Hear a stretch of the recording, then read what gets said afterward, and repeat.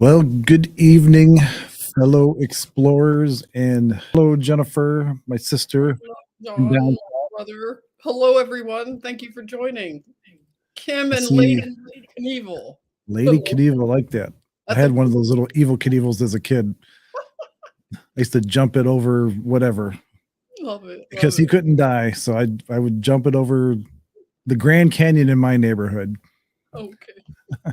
I remember all of those. Remember how they would just, if you were like part of the generation where they would build it up like he was about to jump something else. And it's like, Yeah, wow, I remember the Grand Canyon. That was, they built it up so big, everyone. It was the biggest, it was like, it was like Will Smith's slap. Okay. It was that big. yes, it was. Those were the good old days. The good Which, old bad old days, right? yeah, which I think we'll get back to and better at some point. We're going to take a little detour from, hey, Casey, from last week. I know I said we would continue with the Jetson White video, but you know how I am. It's like Go with the flow, squirrel. right? Yep. Hey, Casey. So we're gonna be putting some mud boots on today, and My favorite. I know Jennifer's done a lot of research on this. That's why I want to do this because I don't know a whole lot about it, and then I haven't really looked into it until recently. So it's still new and fresh in my mind. So we'll probably start with the idea of what the mud flood is. We'll give a definition because I know a lot of people had asked about that previously, Mhm. and we'll talk a little bit about Tartaria, which kind of ties in with the whole mud flood thing, and see where it goes from there. There we had talked about, I don't know how many episodes ago, but we had brought up the book the Iron Republic. And I think, let's see, who is this? Oh, Can't remember the dude's name. okay. Uh, Excuse me while everybody, I write a lot, so just bear with me. If I'm looking down, I'm just writing something, just a note, okay? that's how I am, except I have a pad of paper this time instead of just napkins. Napkins, right. I try to, organize them in a book, but it was a thought I wanted to write down. You know how you have to write it down or it will flee. That's right. See, Lady Knievel says my CB handle coined by my Marine Corps comrades. Well, there you go. Oh, nice. So you must have been a little daredevil then, huh? I love it. Run people off the road with your truck? Or did you just have a CB in your house like I did and not in the car or anything? So, but yeah, the Iron Republic, which was written by E.W. Barrington. I haven't read the whole thing yet, but it's very interesting looking because it's claimed to be a true account, just like Admiral Byrd's, account of Antarctica and that kind of stuff. Gotcha. And it's called again the Iron Republic. Here, I'll do this. Let me because I'm share my little old screen here. Yeah. I just heard an account that was amazing, and I'm wondering if that's the name of it. The Iron. Excuse me, by Richard James Morgan. Jeez. Okay. But you can download it. There's a PDF link. Mm-hmm. If you just search like that title, Florida Magazine, whatever, there's like a PDF link that you can download it. It's like 80 pages long. Okay. Wow. I love it. And it's interesting. It's very interesting. And we'll talk about this a little bit too. I also ran across recently, which kind of got the juices going too, which we may sidetrack to the whole giant thing again. I keep coming back to giants for whatever reason. I recently came across the Patagonian giants. Oh, wow. Okay. It's of South America. And that kept me up till pretty late the other night. So yeah, you lose all time when you're going down these rabbit holes. Now, can I ask you, John, with that account that you just in the Florida magazine, is this tell me if I'm on the right track, if this is the account of the father and son that went sailing beyond the like the North Pole kind of thing. Yeah. Is that the account? That's another one. That's Oh, I actually downloaded that one not too long ago too. Let's see here. oh. We'll find out what that one's called. Oh yeah, I just heard that one, John, and I really truly They were want. Norwegian. Yeah, you got it. That's the one I was thinking. I didn't know if that the one you were talking about was that one. I was like, oh, I wonder if it's that. Does anybody know what I'm talking about with John? It's a book, right, John? Yeah. It's initially a book. I think, yeah, he made it into a book. The man, he and his father went sailing. Like John said, they were Norwegian. So you can imagine what it's like growing up in Norway. Everybody is into boating and fishing and things like that. So it's part of your normal life. Everybody is out, they know the sea. So he and his father, they went beyond the great ice and they went into, I don't want to give it away because I want to talk about this one day, okay? But they went sailing beyond what we know of the known world, and that is exciting, and had an experience. Let's see here. I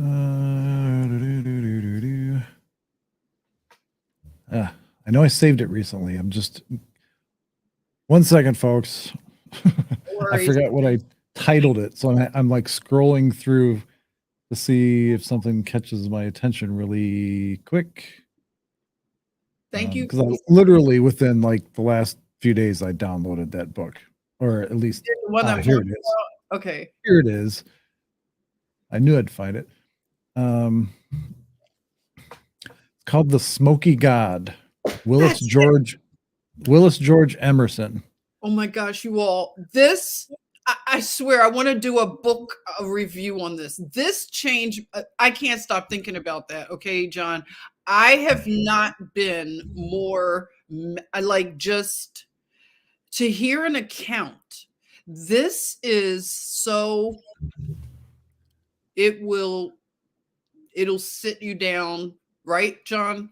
There's an audiobook version of this that's on YouTube for free, and it's like 2 hours long. Some guy reads it, yes, the whole book. That's how I heard it. I listened to that one, John. Yeah, I haven't listened to it. I just know it exists. Oh my gosh. If you all have some time, I would invite you. This will be such a blessing to you if you listen to what John just said. There is someone that reads this account. I wanted to read it. I actually wanted to read it. Like I was like, maybe I will read it because you know how when you read a story, it goes into your, you know what I'm saying, John? Yes. You learn it in a different way. So I was like, it would be good to read every word of that story because I'll pick some more things up from it. Mm-hmm. So that's why I'm thinking about taking that on and actually reading, like doing a reading of it.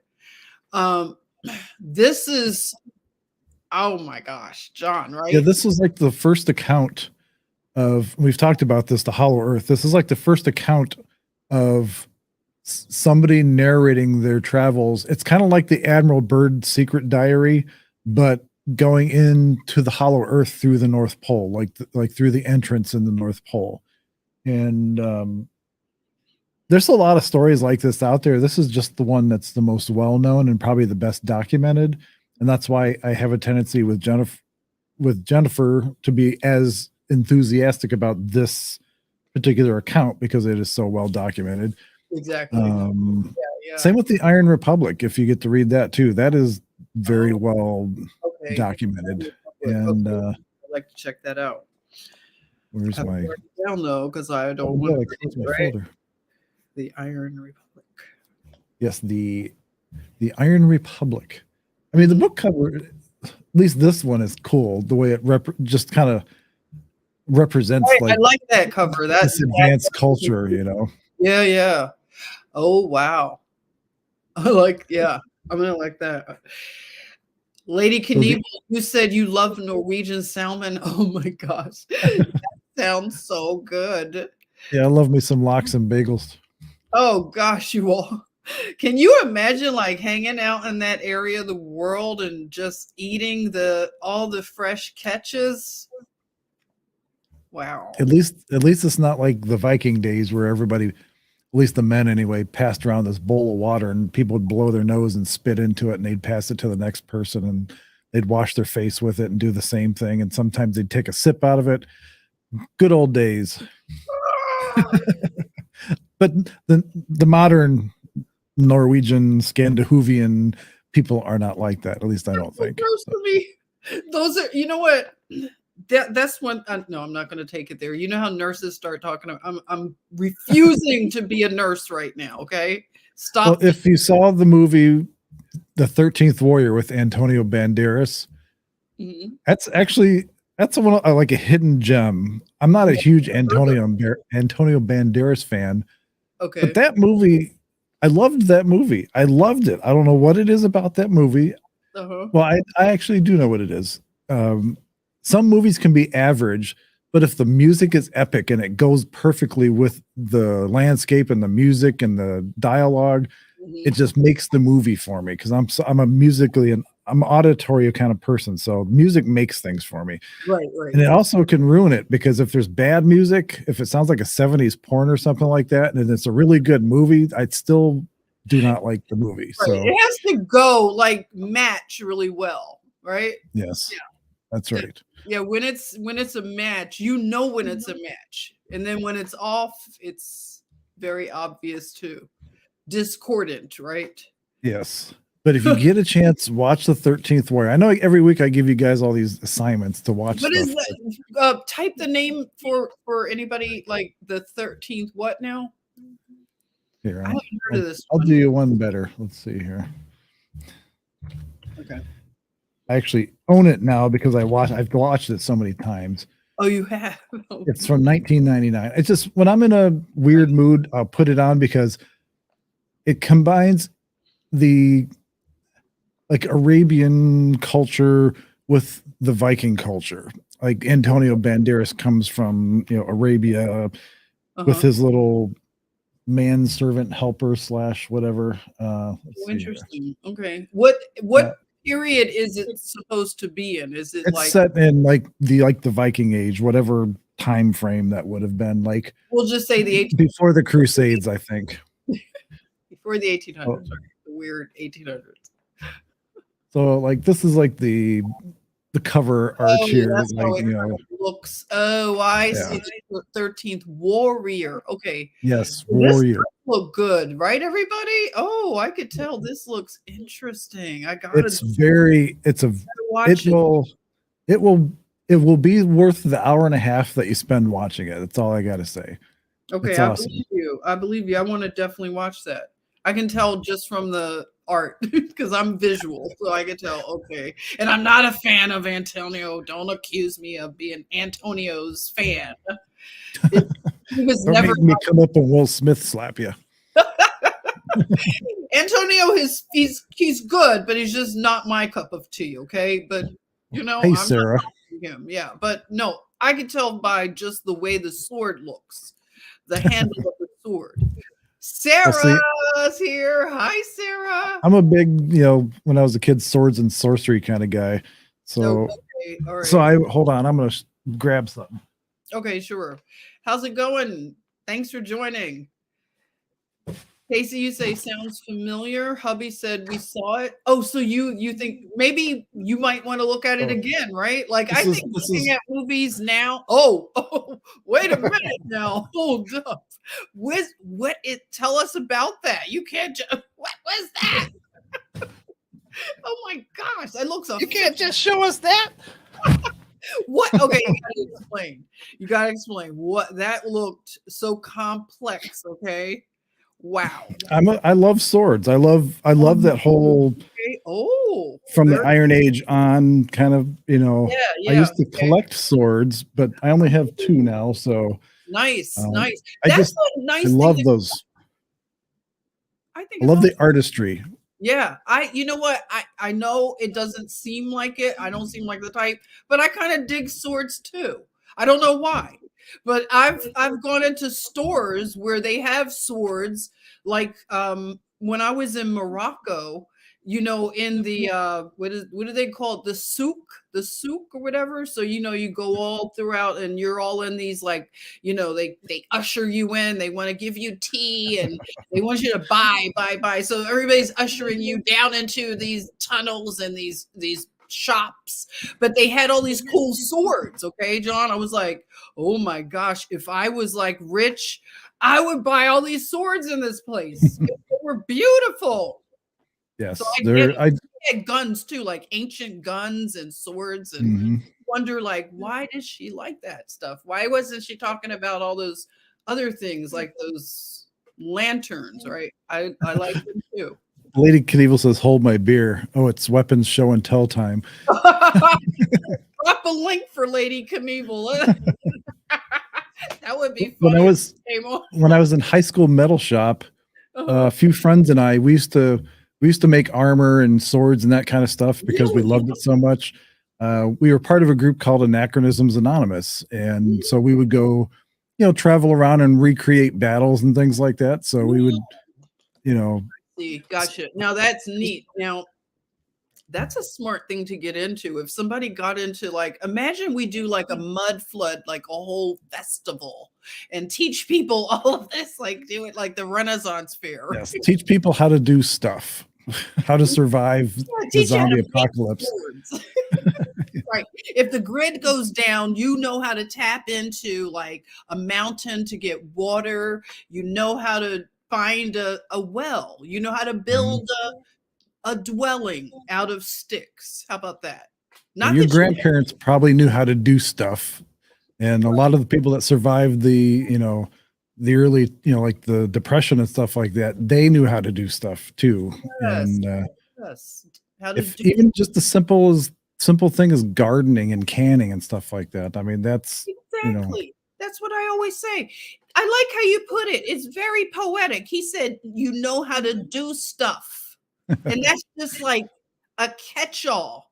And I think that we are going to get back to doing stuff, if you know what I mean. Okay, everyone? it's You starting to pop up and I'll use the air quotes, popular culture again, like the survival kind of things, and Mhm. like the people living out. I mean, look at some of the popular shows on TV, like Survivor Man and all this other stuff, where people are out Oh, having to that's do how to live on their own and how to survive on their own without, like, they drop them out in the middle of nowhere and they got to do their own thing, gotcha. I whatever. love it. I stumbled on a channel, you all.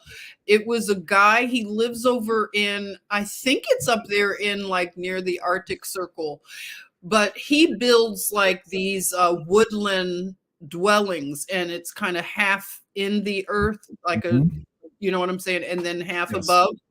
And he does it where it's aesthetically beautiful. Everything he does, like you can see, is very aesthetic.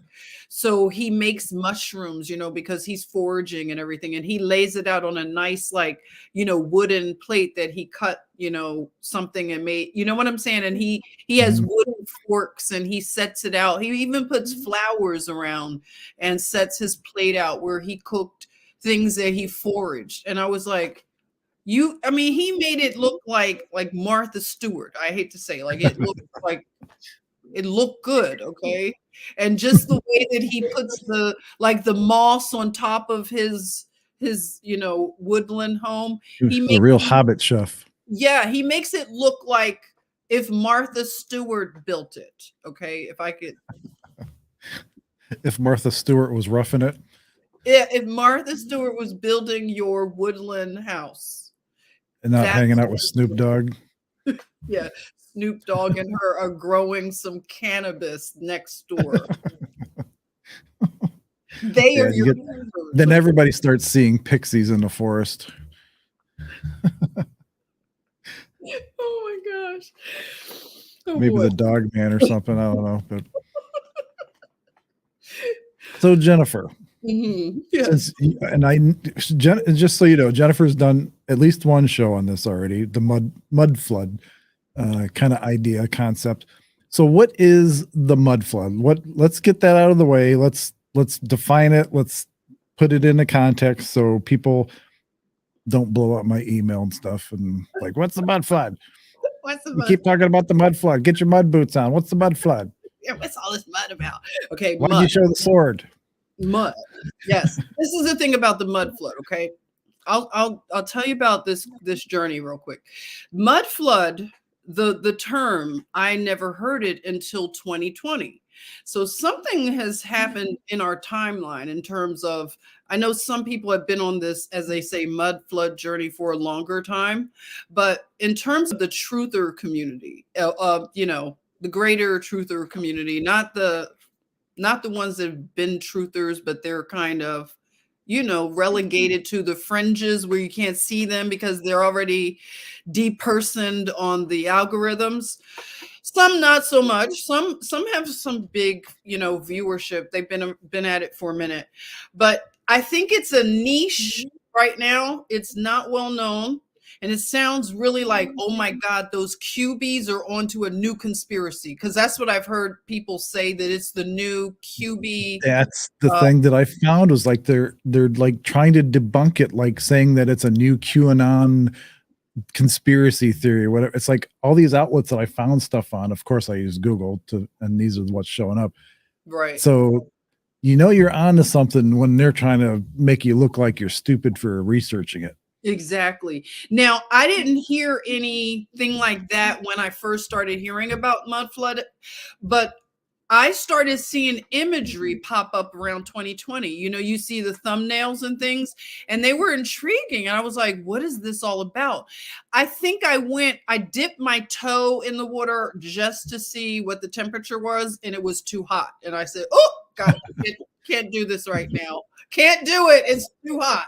So, yeah. So it took me 2 years to then, like, someone push me in the water, and I just had to, like, the water felt fine. Okay. So then once I had to fight. Okay. I'm going to just tell you my testimony. I had to fight against my cognitive dissonance. And what mud flood is basically is it starts you to questioning history. Now, this is not an exotic concept that history has been written by the victors or the victims or the cabal, whatever you want to call them. So why is this so hard to kind of just begin to just open your mind just to listen? And that's all I did, is I didn't go in with any expectations other than I want to kind of hear what it's all about now. It's not scaring me because it just kind of something about it just, I don't know what it was. I wasn't ready. When you're not ready for something, but it was something that somebody said. And that's what anything is about. If you're about to embark on a new topic, concept, or anything, it's better to have somebody just whet your appetite with it and begin you on a inquiry where you're like, no, I want to look at this. Because once you look at something where you begin your own research journey, I believe that God will lead you after that, because he knows which breadcrumbs to send you to next, because it's like that. It's like breadcrumbs. And what it does is you begin to question history based on architecture. And architecture plays into mud flood so big. And what I like about that is that with a lot of theories and things, you don't have anything concrete. You don't have anything material. And we live in a 3D reality. So if you're just going to be airy fairy talking about aliens and lizards underground, and you're just going to jump off of the conspiracy cliff and go there with people, you will shut people down. They're not ready for that kind of talk. So I think that this is actually a great way to, I'll use the word, initiate us into some other form of knowing the world that we had no concept. We never entertained it because we went to school and we were told this is how you think of the world. And if you deviate off of that, we're going to beat you back into submission by mocking you and marginalizing you. Well, you don't even want to question it because you don't know that you should be questioning it. Do you dig what I'm saying? You didn't know to question it. So this then, once you can see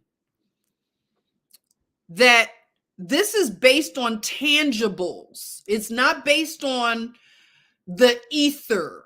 I can't explain the ether to a child, right? Mud flood can be explained to a child. If you took a child and you began them on an inquiry journey of looking at all the architecture wherever you live, and that's what's beautiful about this. If you live in any city, anywhere on this so-called globe, as you've been taught, you will see similar architecture. And that's something that you can't debunk it. Nobody can gaslight you about the fact that you live in a city. I don't even have to come to your city. Like, for instance, John, I don't need to go to wherever he lives. I could tell John, I bet you have structures in your city that look like they should be over in Greece or Rome. And you see, he shook his head.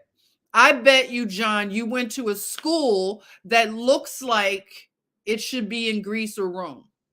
Or you went to a college that has columns and all of these things, or Baroque architecture or whatever. I know that we all have encountered architecture that when you start looking into it, then you start saying, okay, I've been lied to about something. The timelines do not make sense. And the narrative about how these structures got here doesn't make sense anymore. Now, you were initiated a little bit with it, with the fact that you know that the pyramids over in Giza, that makes no sense. And that's why they will show us on television programming that it was built by ancient aliens. They'll use that term, right? They started at least doing that because we know they can't gaslight us that slaves built the pyramids. Slaves. Are you freaking kidding me? Think about how stupid it sounds now when I say it. I've been in the pyramids. I've walked in those things. And now I'm feeling like, what a dummy. How could I have thought that slaves built this stuff? There's no way. And so you start saying, okay, I knew something was wrong, because you do know in your spirit that you've been lied to, but you don't want to challenge it. Some people do, but you know what they do to the people that challenge it? They're in the psych wards.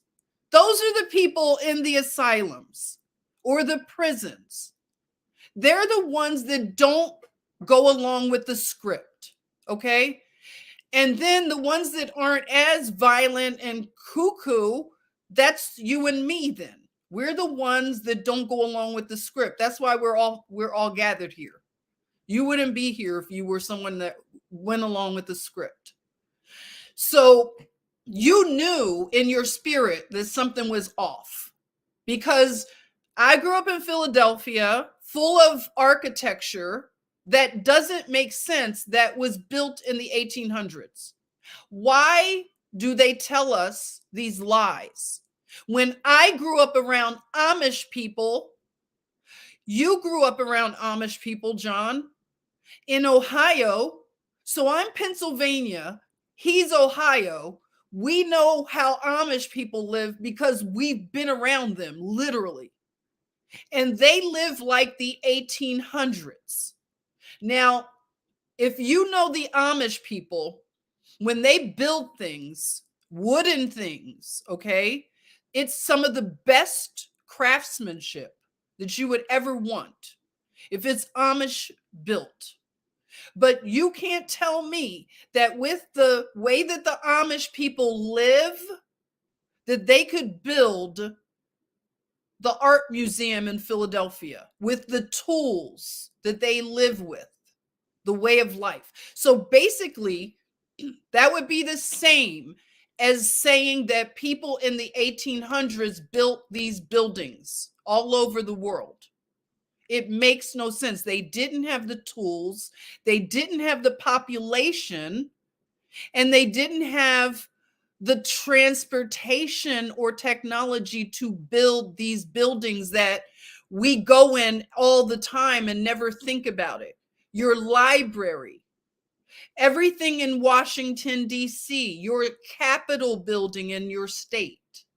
There's no way slaves built, and they tell you that Black slaves built the White House. Are you freaking kidding me? And they get Black people whipped up in a frenzy because they're demanding reparations for shit they haven't built. They've been told that they built the White House. With what? You built the White House with a little, what, a pencil? Like, that's basically the tools that people had back then. And then you tell me that slaves were not allowed to read or learn. So you're telling me that slaves could, without education, build the White House. They know how to read blueprints, architectural blueprints, and build something like the White House. So do you see now why once you get, see, this is the beginning of the mud flood awakening. Because you're like, okay, now you have me wondering.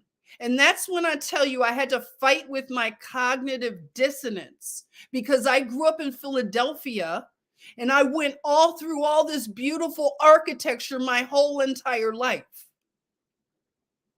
When I go to the art museum in Philadelphia, you feel like you are in Greece.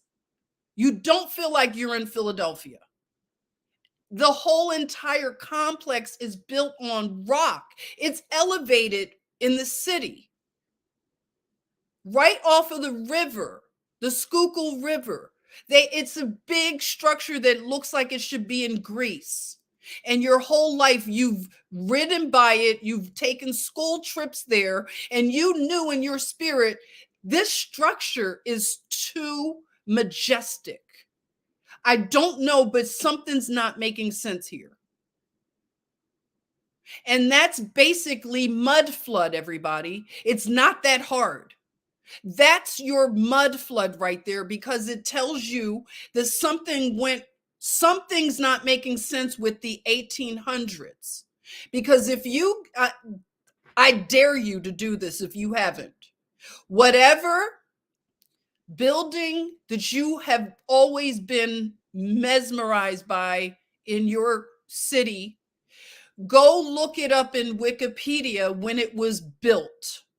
And if you read with a critical eye what they will tell you in the narrative, they will jump around and they will tell it's like if you catch somebody in a lie and they start saying, well, what had happened was what had happened was, no, John wasn't there. No, what had happened was, that's what it reads like, okay?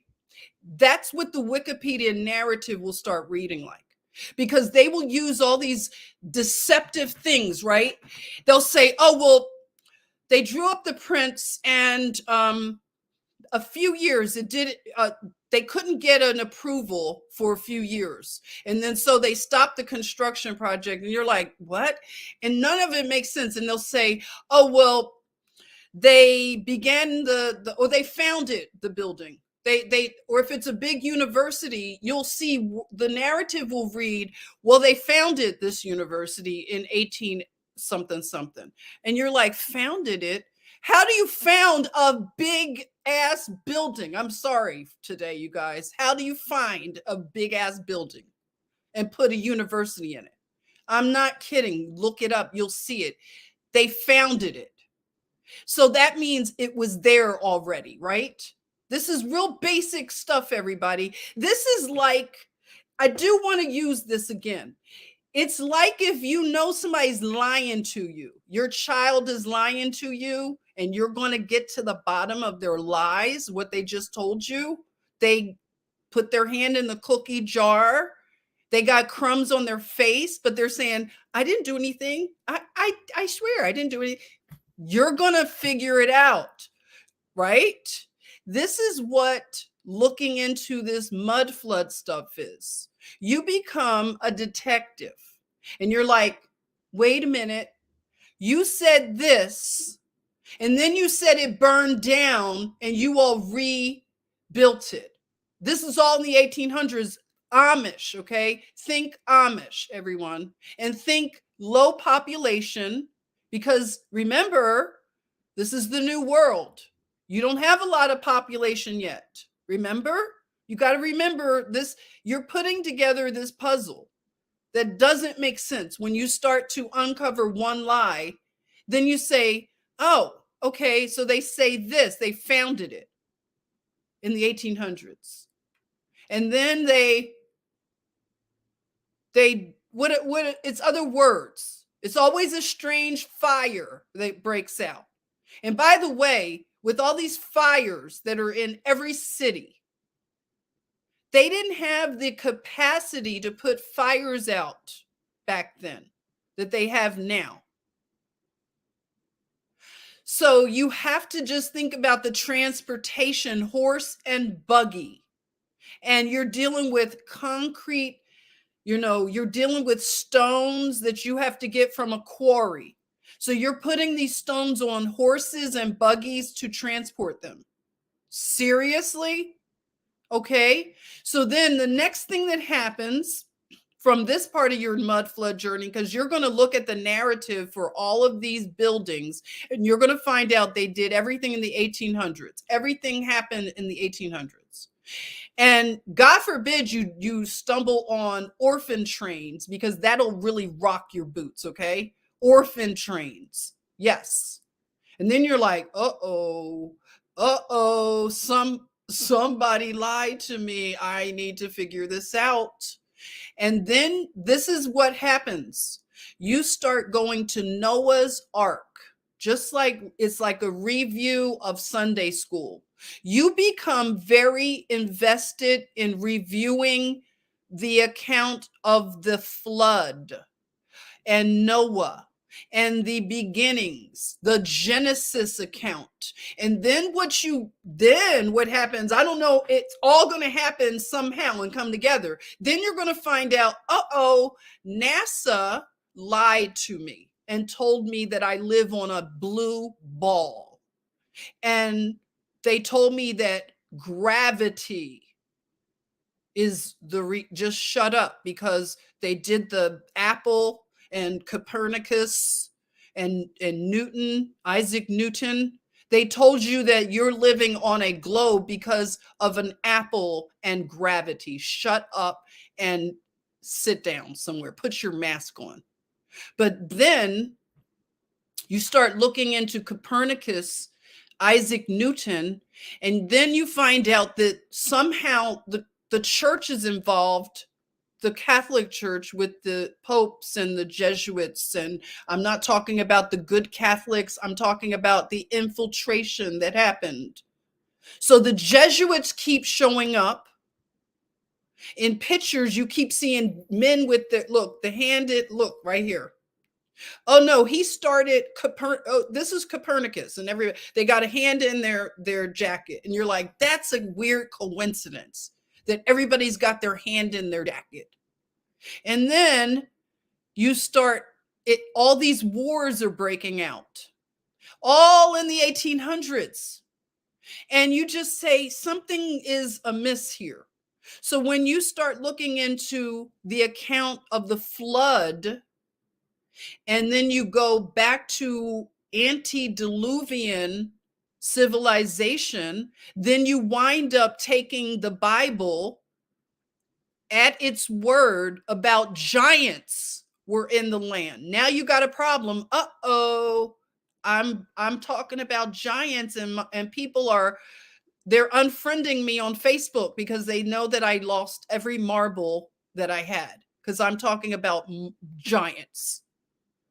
So then you start saying, am I crazy? I do believe in giants. Like, hey, are you a Christian? These are the people getting mad at us for talking about giants. They're Christians. And you're like, but didn't David take a slingshot and shoot at Goliath, who was a giant? Was that an allegory? Was he a giant in his personality? He is a gigantic personality, Goliath. Or was he a giant? Are you taking the Bible at its word? So then you got a problem. Then more stuff is unraveling. I'm telling you my mud flood journey. So you go to, there were giants. Why don't we talk about giants? Why didn't I learn about giants? And then you start wanting to read the book of Enoch. Now, you know what? You're a full-blown flat earther now. And now you're like, I don't know what to do. I'm going to have to go to Antarctica and take my chances on the hospitality up there, because now I can't even live in the society, because now I'm flat earth. Because I've looked at the NASA footage and I'm almost giggle snorting that I believed it. It looks like Josephine, my cat, schemed the whole thing up and shot the whole thing. It looks like my cat did it now. So now you've got a problem. You're so tinfoil that the tinfoil people are mocking and trolling you. Yes, the truth community is going to troll you when you become flat earth. But the Bible says the four corners of the earth. What do circles and spheres have corners? Exactly. Who took this picture? Who?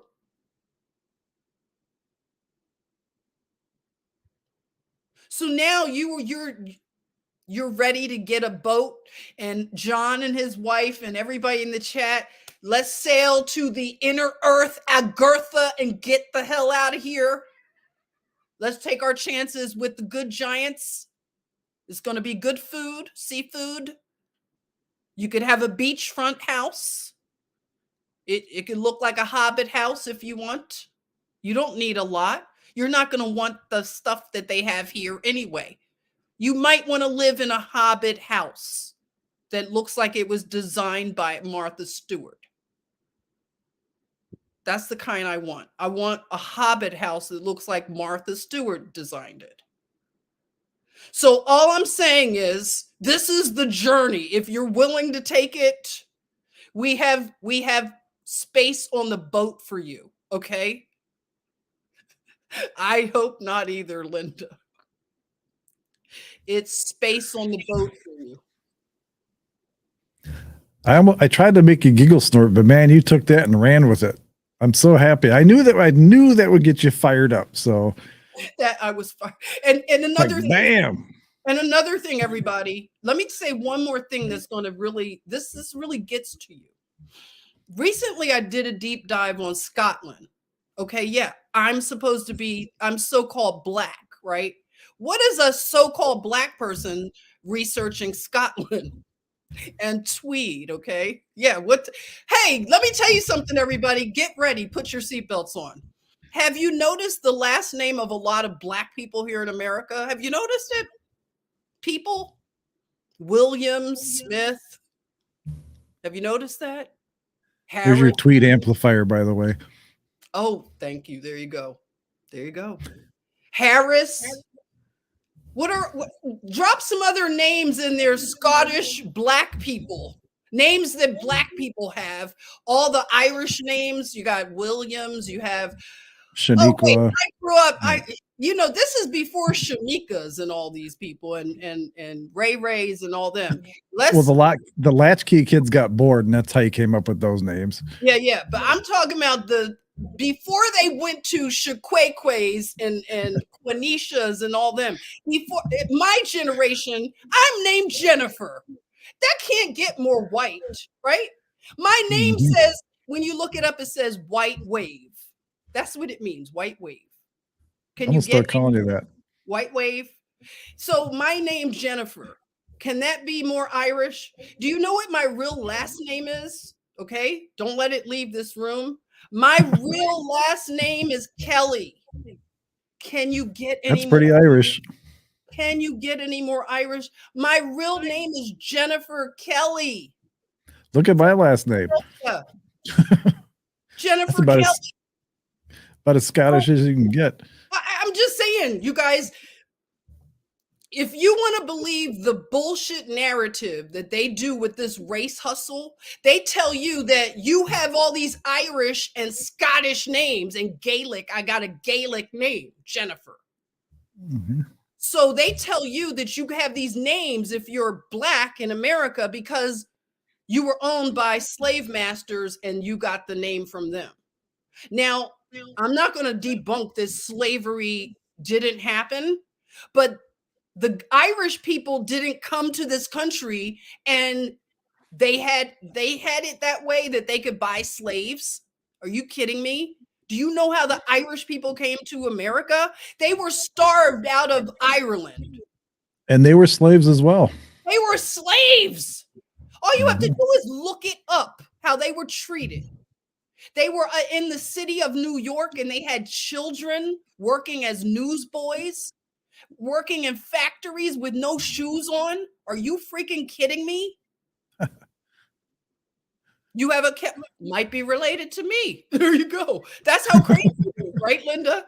All I'm saying is we've been gaslit, all of us, black, white, whatever, because they tell us the narrative that everybody owned a slave, everybody was a slave, and it doesn't make sense. It costs too much money to keep a slave. And to have many slaves, you had to have a lot of money to have slaves because you have to take care of their boarding, their food. I mean, even though they're being beat and treated badly, you still want to keep them alive because this was a so-called business, right? You don't want you bought the slave and you're just going to let him die. No, that's not how it worked if it's a business. So not everybody could afford to have slaves, and definitely not the Irish and Scottish people. Mm-hmm. So how do all these black people have these Irish and Scottish names then? You answer that. You can ask the Southern Democrat plantation owners how much it cost. I'm just saying it can't all be the slavery grift, because it's a grift. Mm-hmm. So I'm just saying that when you look at history and you realize that, okay, back to Scotland, that's what it was. I just want to make one point here before I'm going to have to take my blood pressure, right? Okay, so I'm going to have to take my blood pressure. Okay, so this is the thing, okay? I was looking at Scotland. I had no idea that this place was so majestic. Mm-hmm. So I look into the Harris Tweed and Scotland, and I learned that there are almost 800 islands that make up Scotland. Almost 800. So out of all those islands in the archipelago of Scotland, we're only aware of what? How many? A few. So what's going on with the hundreds of islands that make up Scotland? We don't know anything about them. When you look at those islands, they have the most beautiful beaches. They have fishing everywhere. You can just boat. You could build yourself a hobbit house. You can forage and eat off of the land and sea. If you have a fishing pole, you have dinner. They have fresh fish everywhere. Nobody's going hungry. So that means then we only know about a fraction of the world when you think about it. So when you go down into the mud flood journey, you will realize that it's almost as if this is the analogy I'll give you. It's like if I gave you a mansion, don't laugh, okay? I know I could never do that, but if I gave you a mansion and it had 50 rooms in it, and don't read into the number, I just grabbed that number randomly. It had 50 rooms in it, but I told you can only go in 4 rooms. in this mansion. You live in only 4 rooms. You don't even know about the other rooms. You just think it's 4 rooms, but it's 50. So that is that represents our knowledge of the world. We're in 4 rooms of a 50-room mansion, and we don't even know that the other rooms exist. So the known world is this crap that they are trying to get us to think that they own. And I don't mean crap that I hate it, but I say the system is crap. And so you realize that this has been a land grab from the beginning. And then you start to take the account of Eden. You realize that there are other fragments. You're not shut down to reading other fragments. You're not going to base your theology on the book of Enoch. You're not going to do that. You're just using it as you would do anything. It's another account that might fill in some gaps. And that's with all the apocrypha books. And then you start realizing there are more fragments because we don't know the world. They've been lying to us about everything.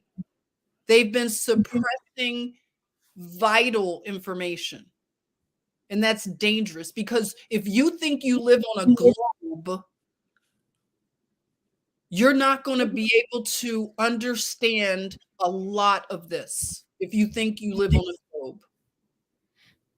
Once you break out of that, everything is going to open up to your I swear to you. First of all, it leads you right to Jah. This journey leads you right to God. Because you realize, like I said, it becomes tangible. It's not airy-fairy. You know that they're lying. They keep us away from Antarctica. Why? It's all tied together. And I invite you to go on this journey because you will go right into the arms of Jah. And guess what? You'll become bolder. You'll be a bolder believer. Because like I've told people, if you begin to lose hope, let me tell you something. Noah was preparing, right? And you pray and ask Jah to show you how to prepare right now, to show you what to focus on. No fear. You don't fear any of this stuff that's happening. And so this is the thing I think of. This is just my imagination, okay? What if the people that are trusting Jah and they are preparing, and he sends a delegation to all of the ones, his sheep, the ones that he knows, that know his voice, that if he sent a delegation to you and said, hey, John, get a few things together, get your family together, and come with us, and they have a car service for you, and they take you, don't bring too many things, just bring your toothbrush and a few changes of clothes. Bring your pets and anybody who want to come. We're going on a trip. All expenses paid. And you get on a ship with other people and you go to somewhere that we have not mapped out. It's not been explored and founded. It's part of the world realm that you've been living in 4 rooms of a 50-room mansion. And they sail us all to a beautiful place that has 1,000, you have on 1,000 hills, you have cattle. You have fruit trees that are just dripping with ripe fruit. It's so ripe, it's on the ground. You don't even have to pick it. You have dwellings that you can just go and pick one out. You want to live by the sea, you want to live by the stream, go and just pick something out for yourself. All furnished. All the wool is 100% organic, right from the sheep that are raised right there. You have beautiful clothes. You bought some of your corny clothes there and you realize, oh my goodness, because there's a closet full of clothes for you. Sweaters for you, John. And you brought all your stuff, your polyester. My sword. Your sword, and you'll be feeling like, wow, I don't even want any of this stuff anymore. And they'll say, we knew that you wouldn't want it, so here's the trash. Yeah, somebody comes and takes your crap away from you. Say, hey, I could get used to living with this. I've got all these beautiful woolen sheets, and look, all this like beautiful stuff. And you're like, oh my goodness. These are for me, robes and clothes. Yeah, it's all for you.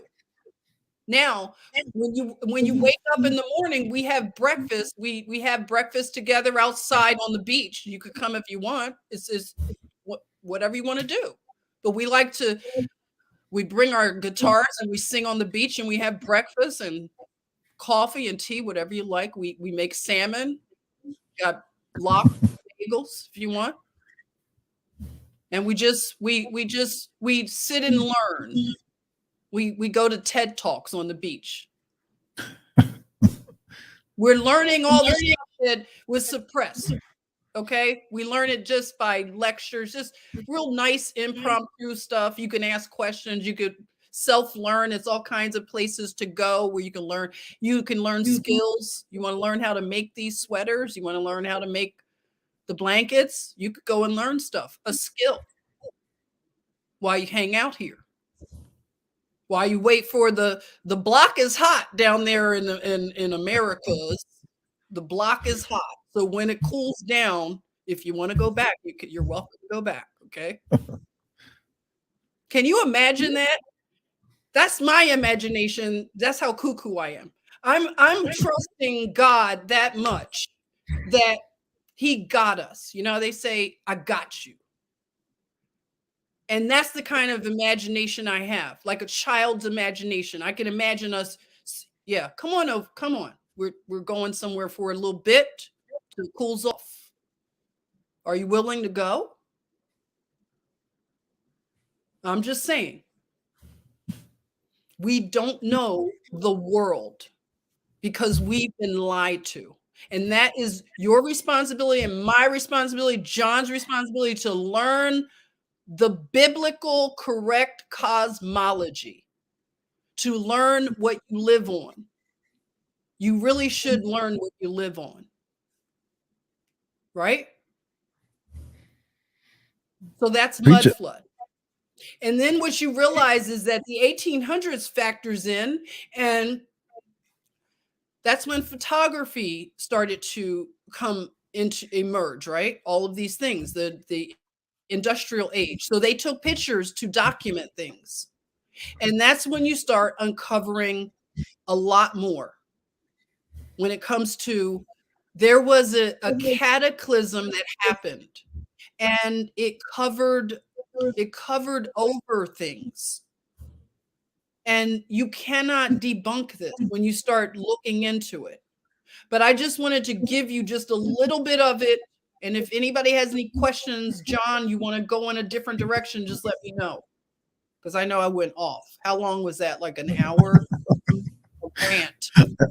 That was awesome. That was worth the price of admission right there. I don't even remember. I blacked out. Yeah, blacked out. Her brain got mud flooded. The white wave was mud flooded. And when you were sitting there talking about breakfast on the beach and stuff, I was thinking, oh, we get a breakfast with the white wave out on the beach. Perfect, right?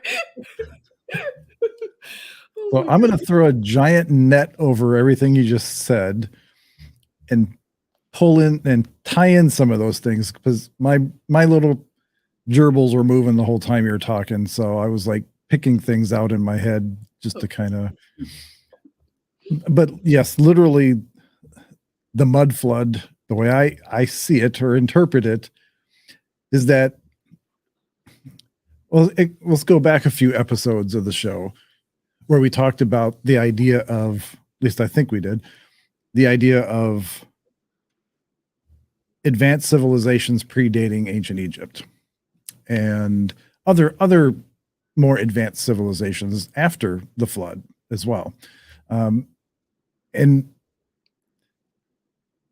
the idea of the mud flood, and this is where the interwebs and all their little cronies are attacking people that are researching this, because I see it all the time. Like today I've seen two bits where they were like, they're trying to link it to, like, they call it the QAnon conspiracy of architecture. And Really? that's exactly what this one article said. But the idea of the mud flood is literally, I took a note here. The mud flood theory suggests that an ancient civilization was recently covered up in literal mud, and its history is being erased from humanity by an intentional process. So I like the idea that it's an intentional process, or at least that's kind of where my head goes.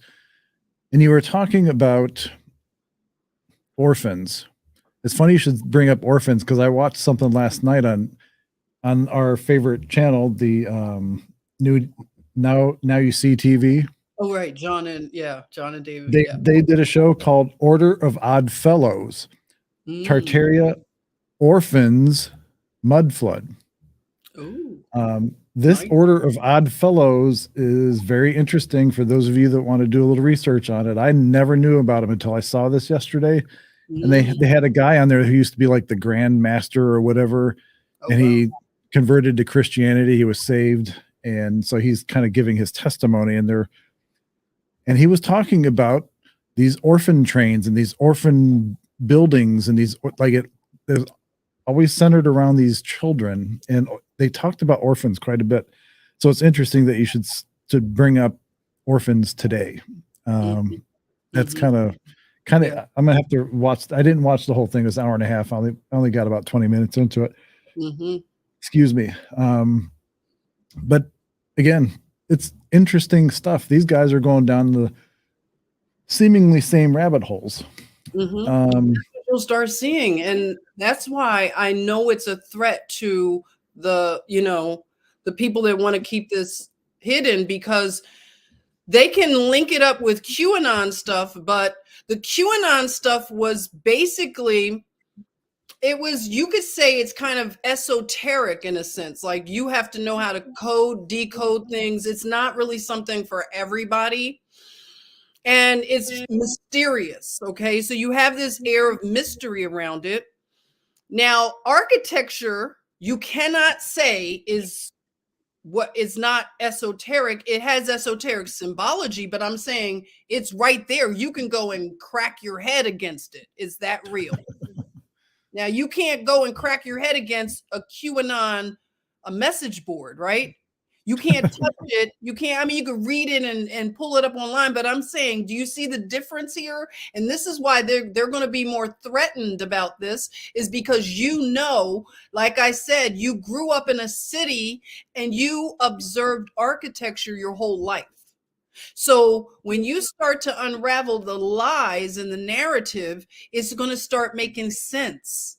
Because if you lived in a city that had windows in the basement that are half in the ground and half above, you see, or you worked in a hospital. I've worked in many hospitals that are old, and they have weird underground, labyrinths, and then they build new things, and things are off with the floors. It's something, that something's off, but you can't explain it.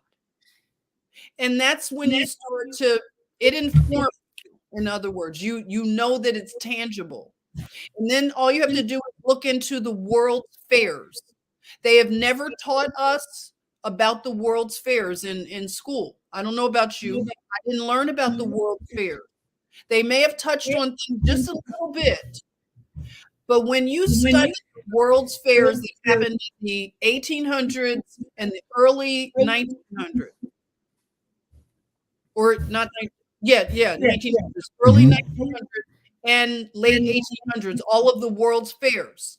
And when you read the accounts, they built all of these structures, like say in Chicago, they have these amazing, like gigantic statues. If you look at pictures that were taken, and hardly any of that architecture is still there. The only thing that's still there is the Museum of Science and Technology. And if you ever been to Chicago and you've been to that museum, it is another mind bore. It's one of my favorite places to go. And that building is phenomenal. But what was all around it during the World's Fair was even more phenomenal.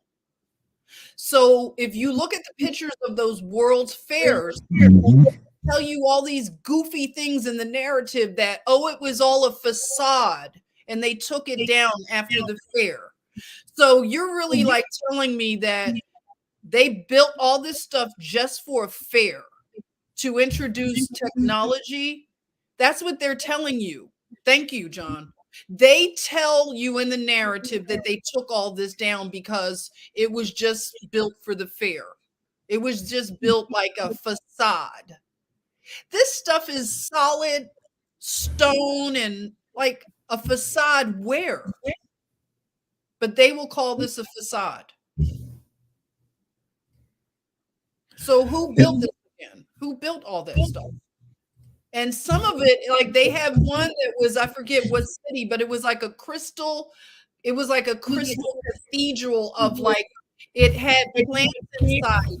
They had gas lamps, which is so ironic because they gaslight us, but they had all these like lights that were lighting up all of these structures at night. So if you went to the World's Fair during the day, it's beautiful, but at night, it was lit up like Main Street Disney. And you're going to tell me that they did all this in the 1800s. They had lights everywhere. They had inside this one building, they had plants that were like the full size. Like you could have a palm tree inside this glass building.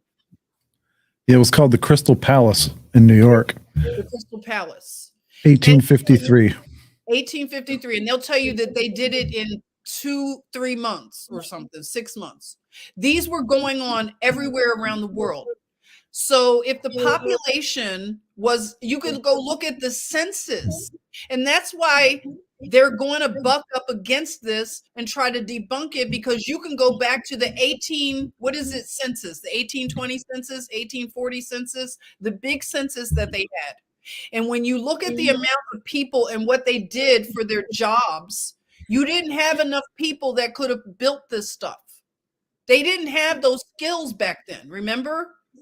A lot of people were not educated, like they went to architectural school, and you didn't have the amount of workforce to do this stuff. So that's why you can debunk their lies, because you go to the census, you just look at pictures. All you have to do is look up the World Fairs. And then you'll go down your own. Your process isn't going to be my process or John's process. You will start down different paths. But what it will do is it's going to lead you to God. I'm telling you, it's going to lead you to God.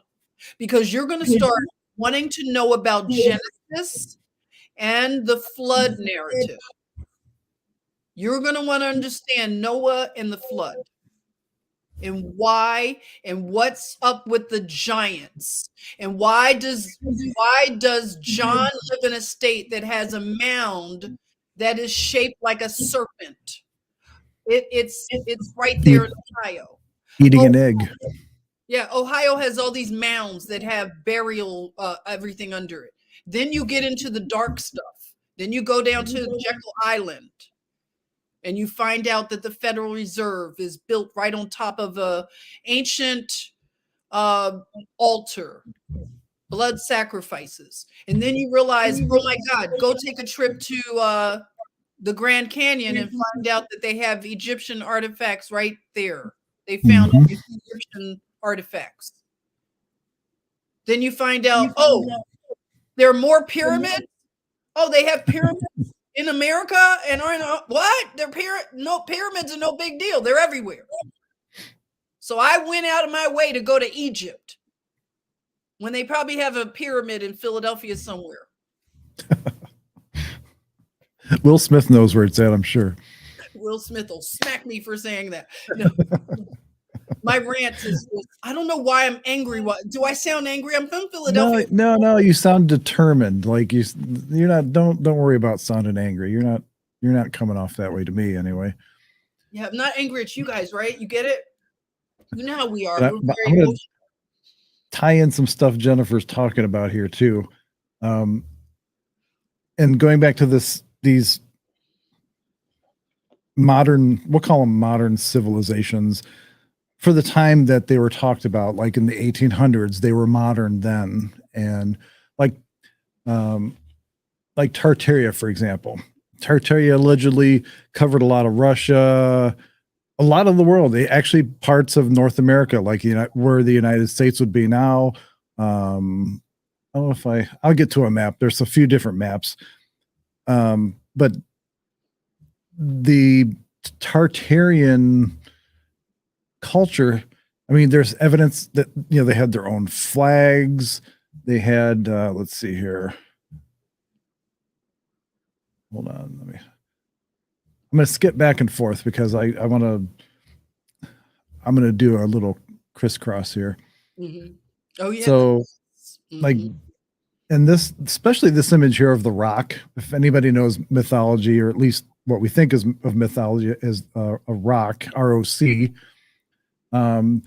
These creatures were allegedly large enough to pick up an adult elephant in their talons, and their eggs were rumored to be 150 feet in diameter, that kind of thing, and they only lived on the top of this one particular mountain.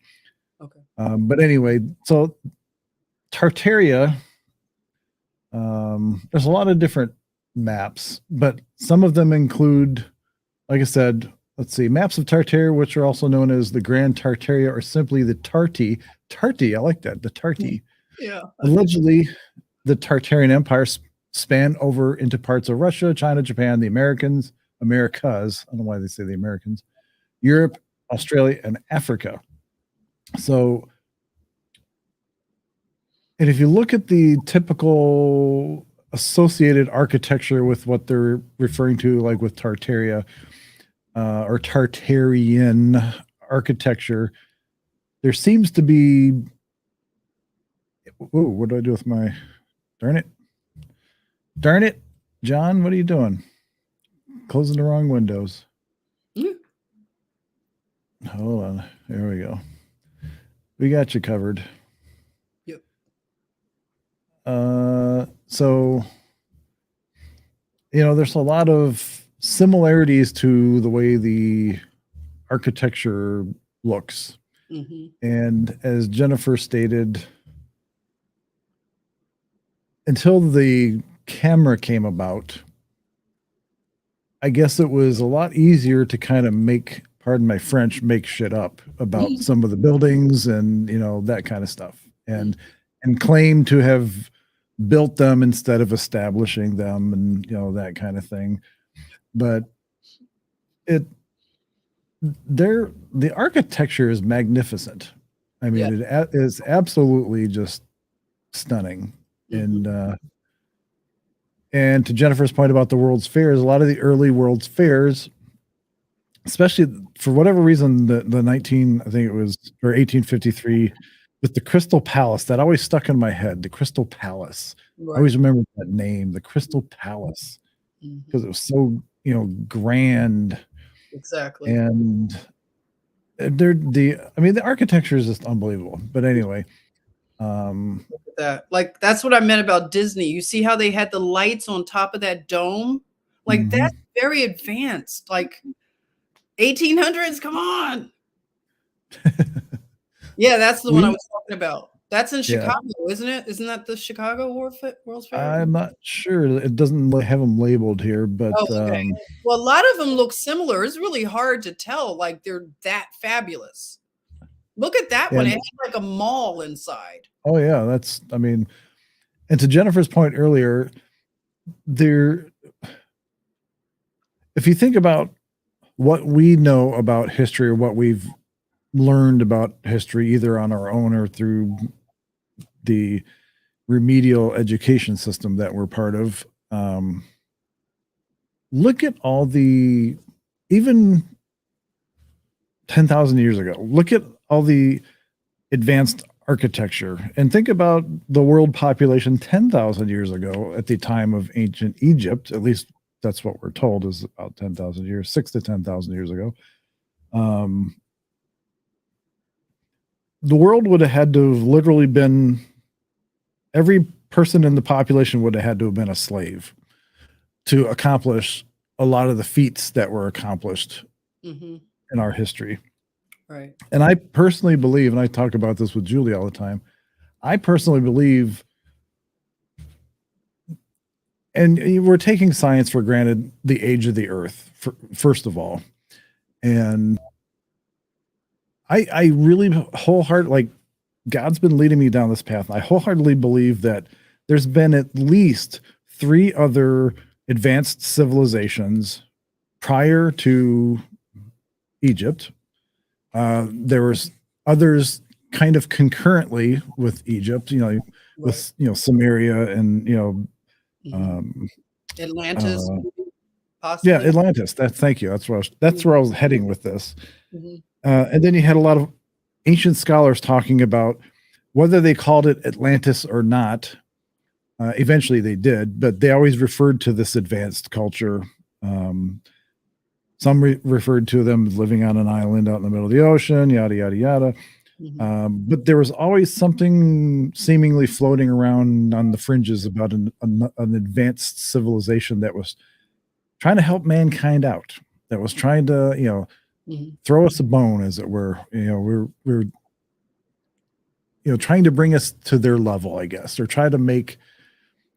There's just a lot of things that don't make sense. So tying in with where is it here? But this website's called Humorous Mathematics, and this one's about Tartaria Lost in Time. If you want to come and look at all the pictures and all the Wow. um, That's me. The pictures I've seen, all, they're amazing. If you start, that's going to make you a believer when you start looking at sites I like mean, look at that. pulling up. Like you will become like you're going to definitely want to look into this. Look at that. That's That's amazing. amazing. That's That's really amazing. them Irish slaves sure did a good job.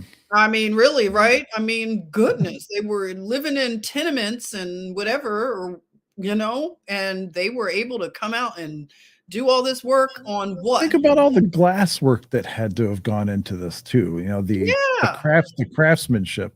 exactly. Like, Um, you know what? That's what you have to start doing. Like I said, if you're a mom and you're used to your kids lying to you, you can crack this code in no time because you'll be like, I know you didn't just tell me this lie.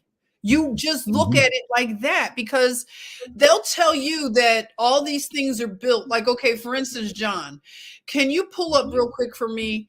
Pull up that I just want to bring something to your attention real quick. Bring up the fort that is outside of Florida Keys. There's a fort. I can't think of the name of it. Does anybody know? It's a state park now in Florida. Right in the Florida Keys, there is a star fort. If you put in star fort, I just want everybody to look at that because if you're new to this Fort, mud is it country, Fort Jefferson? yes. If you could bring Okay. up the pictures, the images of it, I just want to tell you all something, but I want you to look at it while I tell you this because I just learned this recently. And that's the thing, like I said, you're going to just start going and finding things. Okay, so this is called a star fort. And Karen, our sister Karen, who I call the beautiful Harlem Sentinel, she knows about stars. Okay, so I want you all to just go with me on a logic journey. Okay, this amazing feat of architecture is first of all sitting in the middle of water. Am I crazy or do you see that? No, Well, well, you can see there is some I'm land joking. under it, but I'm just saying, like, if we're going to think about, I don't know anything about construction, but I'm just going to imagine that getting things logistically over there to build this is not up to the standards of when this was built, supposedly. And so what you do is, if you take something like this, and you probably didn't even know that this was right here in your country, right in Florida, right off of the Keys, where you know nothing about the Keys. It's all mysterious. Look at the views. This was built in the 1800s or 1700s. Look, it all be, give or take 1700s, 1800s. Most of it's 1800s. When you look at the Wikipedia narrative, and they start to tell you about, look at all those bricks. Okay, so I looked at the brick maker that's how much I'm going to look into somebody's lie. I'm going to look at, where did they make the bricks? Okay, so I found the company that made the bricks. It was up the river somewhere, not in Florida. Maybe it was in Florida, but it was up the river. You had to bring all these bricks down the river. Now, they'll tell you that millions of bricks went into the construction of this. Now, when you think logistically about the population, again, how many people are going to be able to make bricks? Do you know? I mean, I didn't know what making bricks entailed to this. So they're literally making bricks, millions of bricks, to build this thing, this star fort. That makes no sense. They would not have been able to produce that amount of bricks. For you do the math. How many shifts does it take for your little work crew to make millions of bricks and to be able to meet a deadline so they could build this structure? And then they tell you that they just used it to house prisoners. Are you serious? So they just housed prisoners that defected from the war. None of this makes sense, is what I'm trying to say. And that's what I'm telling you. They've lied to us in ways that make no sense. You cannot tell me that fort right there, that's called a star fort, that you can go and camp. It's now considered a national park. You can go and pull up if you know somebody that has a boat, and you can pull up, or you could fly a seaplane over there, and you could camp out. I can't imagine how creepy that would be, but it was a prison. But just, take something like that, one thing, and just see if you can find the lies in the narrative. That's all. And then you will be on your journey. It might not be this structure. It might be something, like I said, that's your favorite structure from your hometown.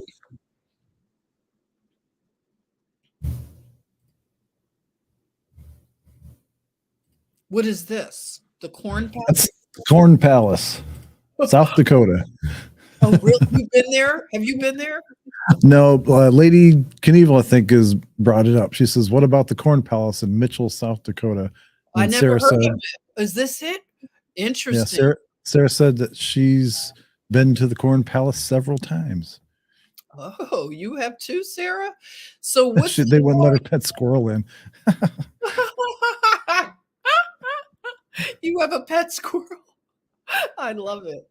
Oh my God. Now, what's the story on the Corn Palace? What is it? Is it like a casino now or something? Is this it? Wow. Yeah, I wonder if is it supposedly made of like corn husks or something? Or let's see here. Oh, can you bring a bigger picture? Check it out. Official website. What is the official Corn Palace? Cornholio Palace, to be Beavis and Butthead. I love it. Randy Trapp. Let's see. So it's like, you see how they make it. The world's only Corn Palace is Mitchell's premier tourist attraction. Let's see. The city's first Corn Palace. So they have more than one Corn Palace. The city's first Corn Palace was built as a way to prove to the world that South Dakota had a healthy agricultural climate. 8 years before the turn of the 20th century, 1892. There we go, As 1892. soon as you see 18 anything, everybody, that's when you need to put your tinfoil hat on and start looking deeper into it, okay? That's your clue. Everything was See, built in the 1800s, watch. the world's only corn palace was established on the city's main street. During its over 100 years of existence, it has become known worldwide and now attracts more than 500,000 visitors. Well, is it made of corn? That's what I want to know. Is it made of corn? Or is it made of brick? And it's just a corn palace because they're farmers. Now, that one view, when you first went into the search, it looked amazing. Like one of those views, I was wondering like a close up of it. Nope. Where you could see the different like shades of brick. It looks like it has different color brick. That. How does that look like blown up bigger? This is the corn palace, you all? This is amazing. Well, there is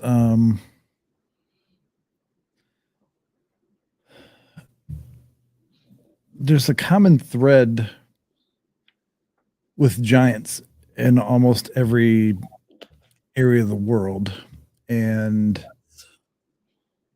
I seem to ever since I started looking into it, I see them everywhere now, every culture almost. And like for example, the Tartarian people of the old world allegedly to people of giants are just a larger human that had the mind set to create great structures without a budget or worry of the cost, and design cities to work like a computer that will feed into their free energy grid system. That was another thing that I wasn't going to talk about because I don't know enough about it, but I've heard that about Tartaria, about the whole like the Tesla kind of free energy kind of grid system that they had.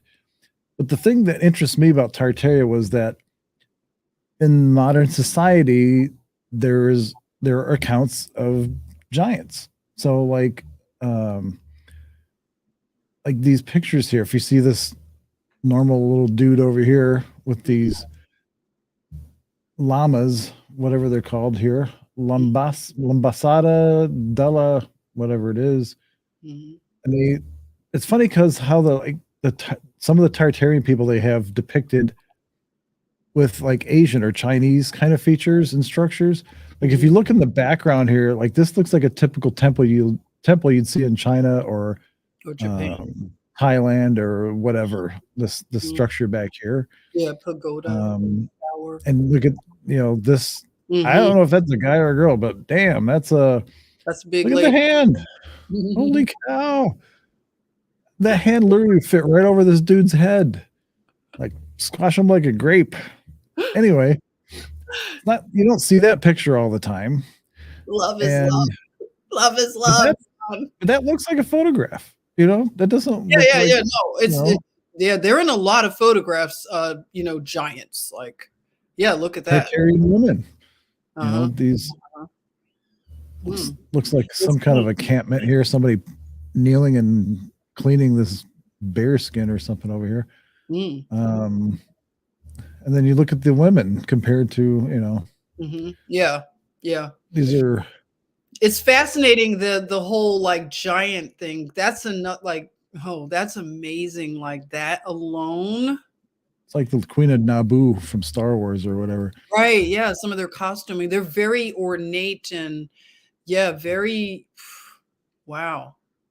That Tartaria is amazing and they can't lie to you that Tartaria was not a real place. It's right on the maps. They can't lie. That's why like they have to be desperate at this point because the lies are now just getting more and more exposed. And if you're a believer and you've read the Bible and you understand that there is an account in the Bible about a people that are very critical to moving events along, and you've heard of Gog and Magog, and a lot of people have debated Gog and Magog and where it is. I've actually been to the Corn Palace 7 foot. Whoa, you have a friend that's See, tall. Sarah. That's a tall friend, Sarah. But Whoa. remember, we were talking about the Patagonian. I had never heard of the Patagonian giants until like today or yesterday, within the last couple of days. Mhm. The Patagonians, their Patagones or Patagonian giants were a race of giant humans rumored to be living in Patagonia and described in early European accounts and indigenous myths that were said to have exceeded at least double normal human height, with some accounts giving heights of 12 to 15 feet. When John, quote, Foulweather Jack, end quote, love that name. I got to get me a pirate name. Well, Um, John Foulweather Jack Byron and his crew of the HMS Dolphin claimed an encounter during a South American expedition. Their claim was even supported by Matthew Mady, Secretary of the British Royal Society, who wrote in a letter to the French Academy of Sciences, the existence of giants here is confirmed. This was again from the British Royal Society to the French. The existence of giants here is confirmed. And then there's a picture. Oops, where is my picture? There we go. It's in my X files folder. That's literally how this folder that's is a great labeled. folder. I love Mm. it. All right, where's my Patagonian? There we go. Oh wow. Yeah. Look at that. Wow. That's crazy. I mean, Yeah. That's amazing. and this is an old, like, what they would do. Like they would do it on a block of wood or something. They would like carve out the image in a block of wood, so it was like a negative relief. Like you'd Oh, gotcha. press it into wood or something into ink, and then that image you would Uh-huh. put it on a piece of paper or whatever. I love That's how you can tell. You can see like the little, like the scratchy lookingness to Uh-huh. it. I love this type of art. This is So it's they, amazing. Wow. um, Just giving like the proportions, if you can imagine like being around, would you be startled if you were around someone that tall, well, they even depicted on these old maps. Like this is a normal sized person on this map compared to these other two here Right, right, on this map. exactly. And And you realize you've been looking at this stuff. That's why I don't see why the cognitive dissonance is that strong, because you've learned they've been toying with this idea of giants with children's stories, right? mhm. You have Jack and the Beanstalk. You have you've been eating vegetables all your life that has a big giant on it, right? The Jolly Green Giant. Been eating peas, or you've been pretending you were eating peas, right? Like Oh, oh, me. oh. I never ate the peas. I used to put them in a napkin and try I to gave him a dog under the table. My mom and dad weren't looking. I'd pretend like I was wiping my mouth, and just I'd casually lay my hand over the chair, and you'd hear the dog smacking his lips. That's how my parents knew I was feeding the dog. Oh, no. So, Dog pardon my French, the dog would go around shitting green all over the house. And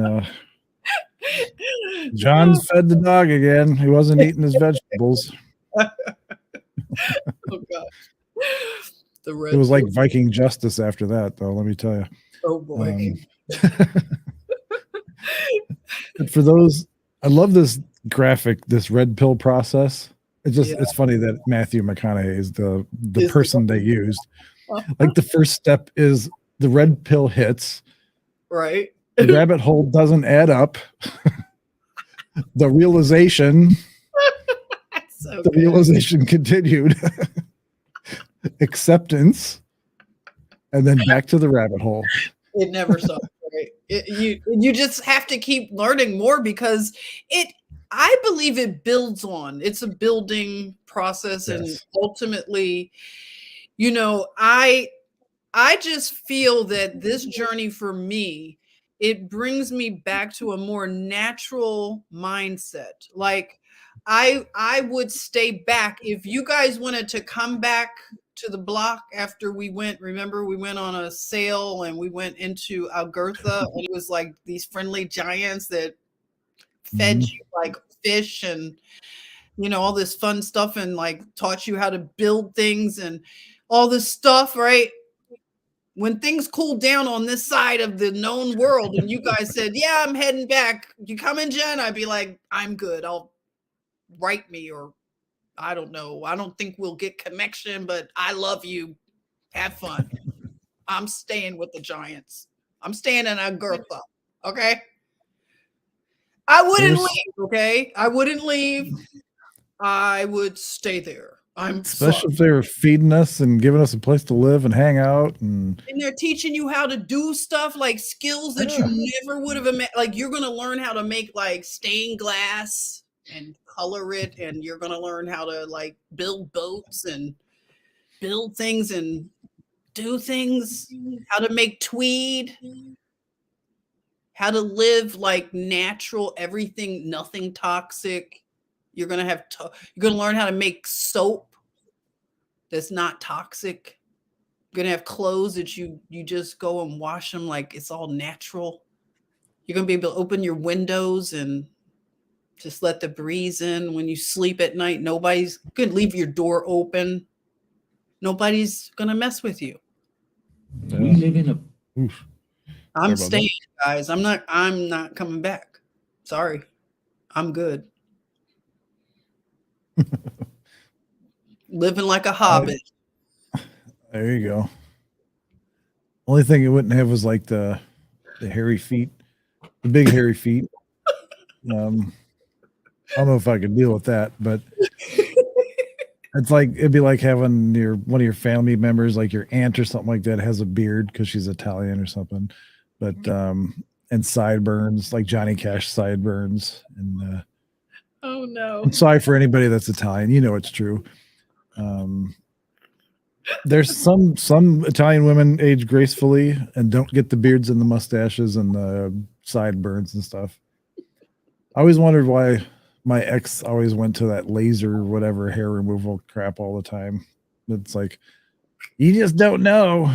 Middle Eastern and Italian women, because like they said Lebanese was in her family, my daughter's lineage, or on her grandmother's side. Okay. Like both her and her mother, like all three of them have jet black hair. I mean, jet black hair.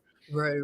And it's it's just funny because like on the other side, on my grandfather's side,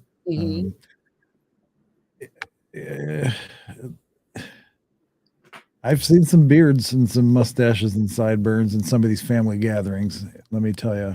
And sometimes they're the topic of conversation. I'm telling you, that's how it happens around Thanksgiving or something. It's just like, thank God there's good food most of the time because you're not paying attention. Gosh, yes, right. Oh my goodness, the food. Wow, right? Gosh. And for those of you that haven't been paying attention to world events recently, I just want to mention, I've mentioned this on a morning show that I did last week or a week before, whatever it was, that I think it was last week. There were 85,000 recorded earthquakes in Antarctica, and whoa, the strongest ever recorded. Hold on a sec here. Wow. No, I have to go to my Telegram channel. Hold on one sec here.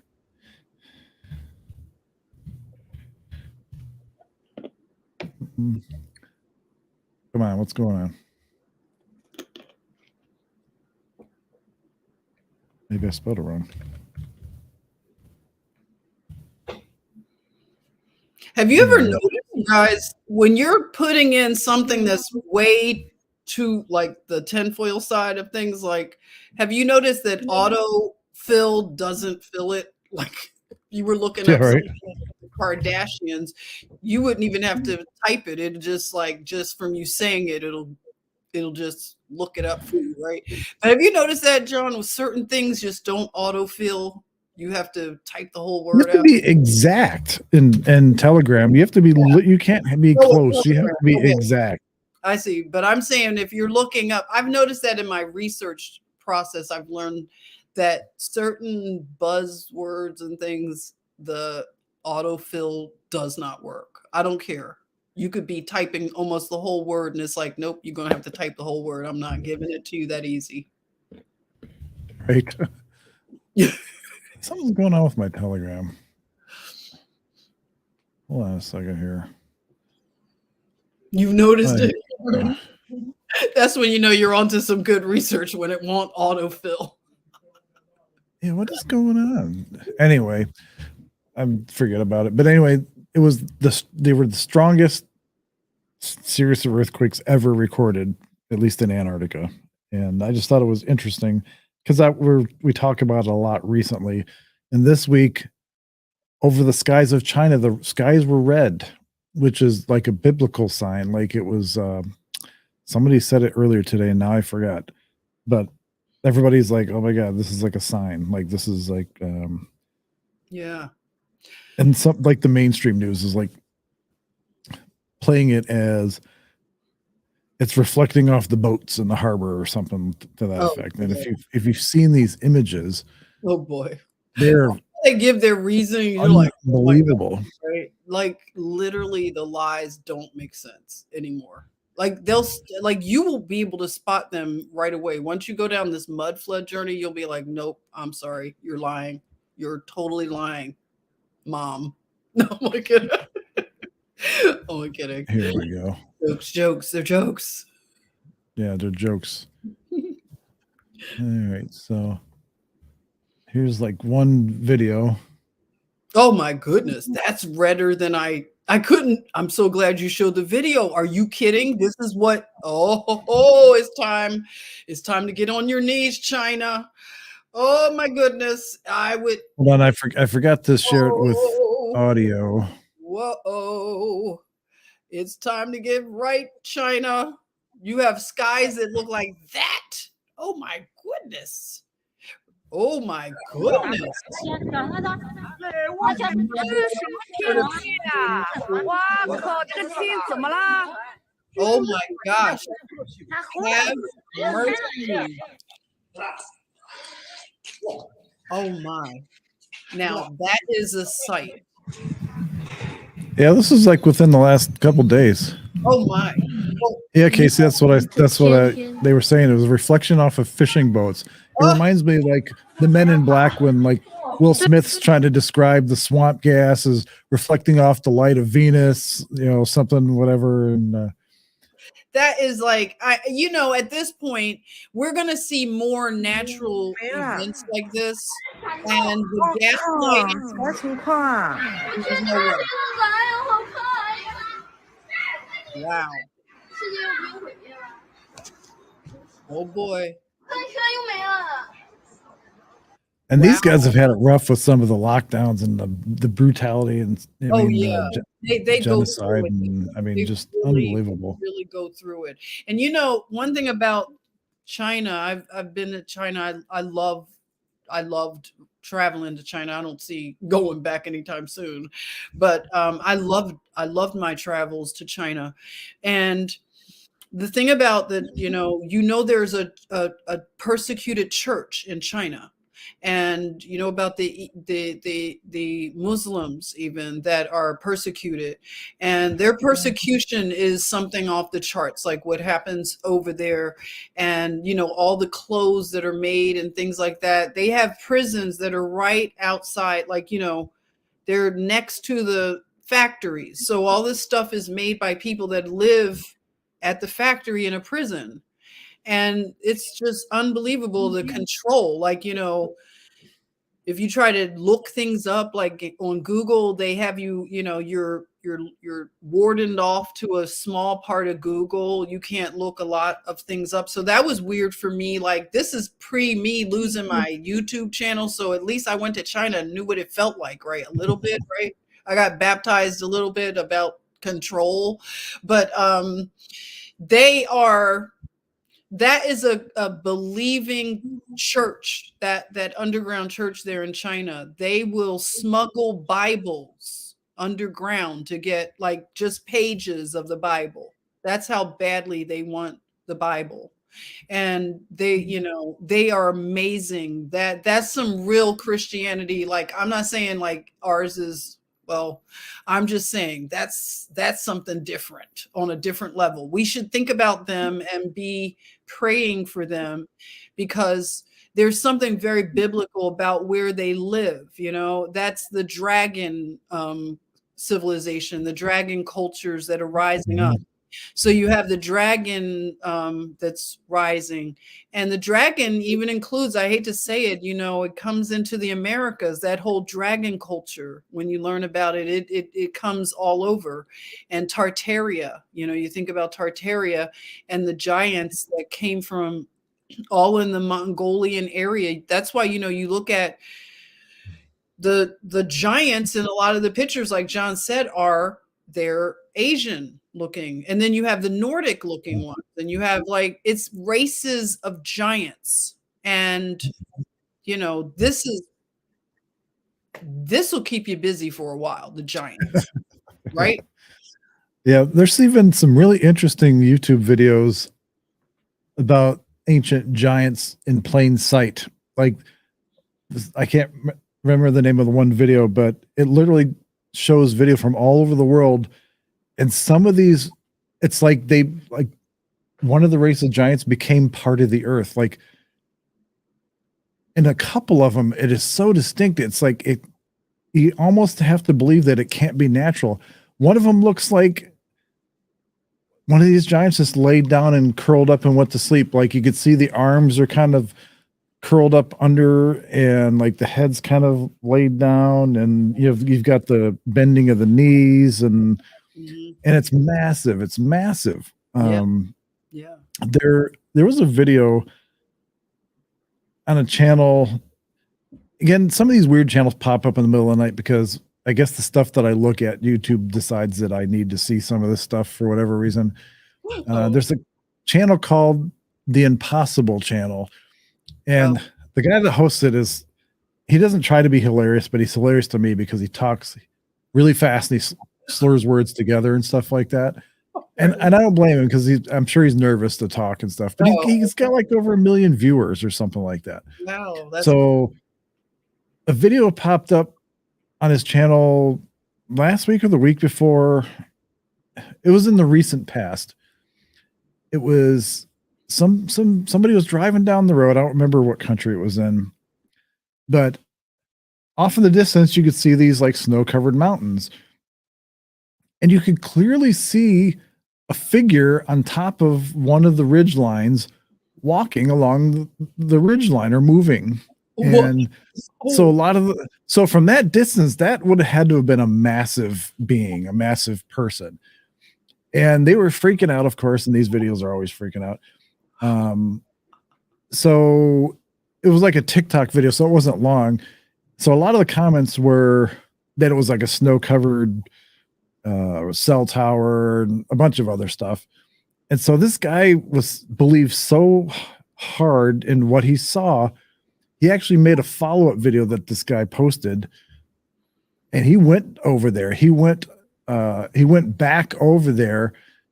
And he filmed, and there was nothing up there. So like there's no tower or anything like that up there.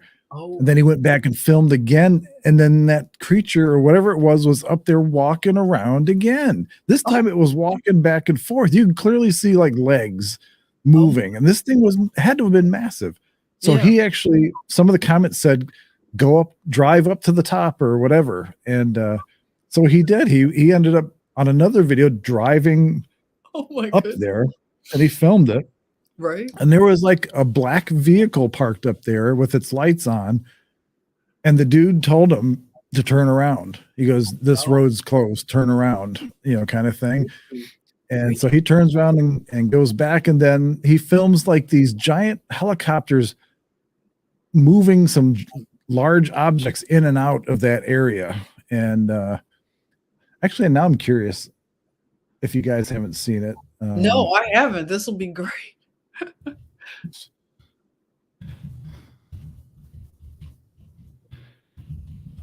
I guess that's the only way I'm going to find it. Again, bear with the way he narrates stuff. So let's see. Oh, that's the one that's going to talk fast. He warned us. He warned us, everybody. Oh, jeez.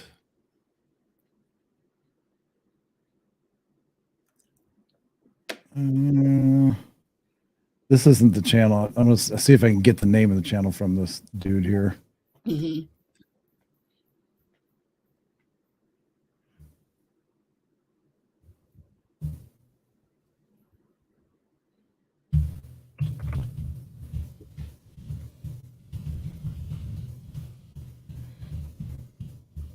Oh, Sarah says I should start a chat channel. Really, Sarah? You think so?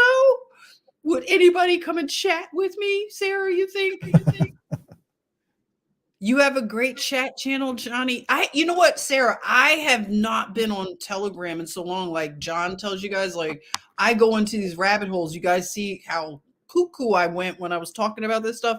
Because I'm literally like, I feel like this is my, I don't know what to call it. I love to research and put the content together once I start making the dots. Is this all right? I found the channel. Jeez. Apparently, there's a lot of people have the word impossible in their channel. right? Okay. But this dude, he's like, he puts this little captain's hat like Gilligan's Island and a fake beard on his little image there. I thought that was kind of clever. But anyway. Wow. Let's see. Where was the one that was just posted? One simple but brilliant trick to cool your home in 90 seconds. Tired of hot and stuffy? They always like British Usually when advertisers. someone tells us the strangest of stories, sometimes coming from a friend or a family member, it's quite normal to be skeptical about it. This is the new tunnel. I'm checking out. All right. Anyway, his whole channel's like this. I'm going to get to the part of that video that I was talking about. Uh-huh. And he tries not to give his opinion. He always tries to ask for the opinion of the audience. Okay. So I don't blame him for that. But Yeah. he goes into the red sky there in China. Here. Oh, there's the dude on. Oh my the God. only reason, Serious? The only reason, well, this is in Mexico. This is another one around the same time. So let's see. Hold on. See, that's why it's better. Like you described it, but it's something else to see what you were talking about. You guys, if you were driving along and you oh my God, I'd have to stop, right? Wouldn't you have to pull over if you were driving and saw that? I'd have to pull over until I got myself together. What would your reaction be, though, John, if you saw? Internet users suggested that this is actually where I update you guys on a very bizarre and strange story on Andrew Dawson, who has a TikTok account. In his account, he has been uploading videos of what's supposed to be a giant humanoid creature that he caught walking on top of Canoe Mountain in Valemount, British Columbia. The video amassed millions of views and thousands of comments, and people were confused.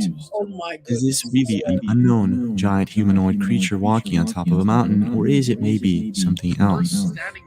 Some internet users suggested that this is actually some sort of fixed building or an antenna on top of the mountain, while others actually believe that this could be some sort of unknown creature.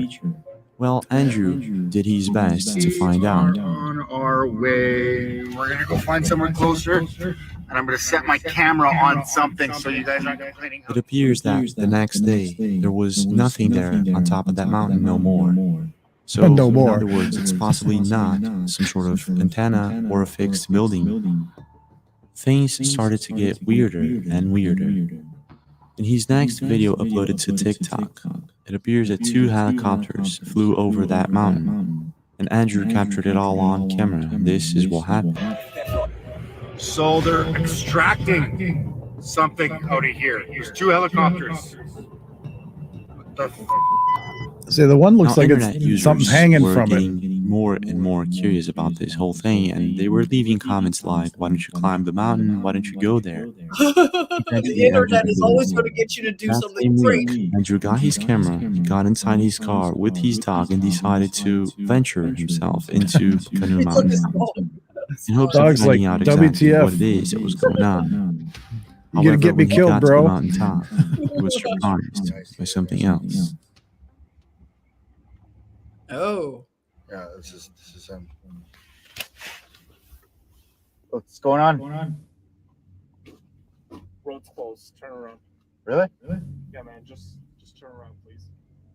Okay. What? Okay. Have a good night, man. So that was up. Wow. There he is. I'm driving past him again. Just turned around.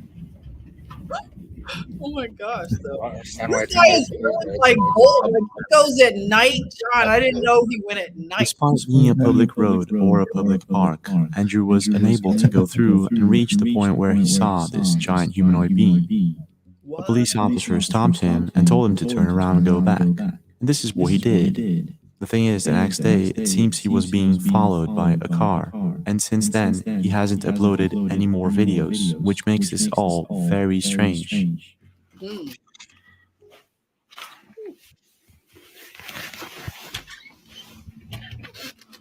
I think that's just so beautiful from.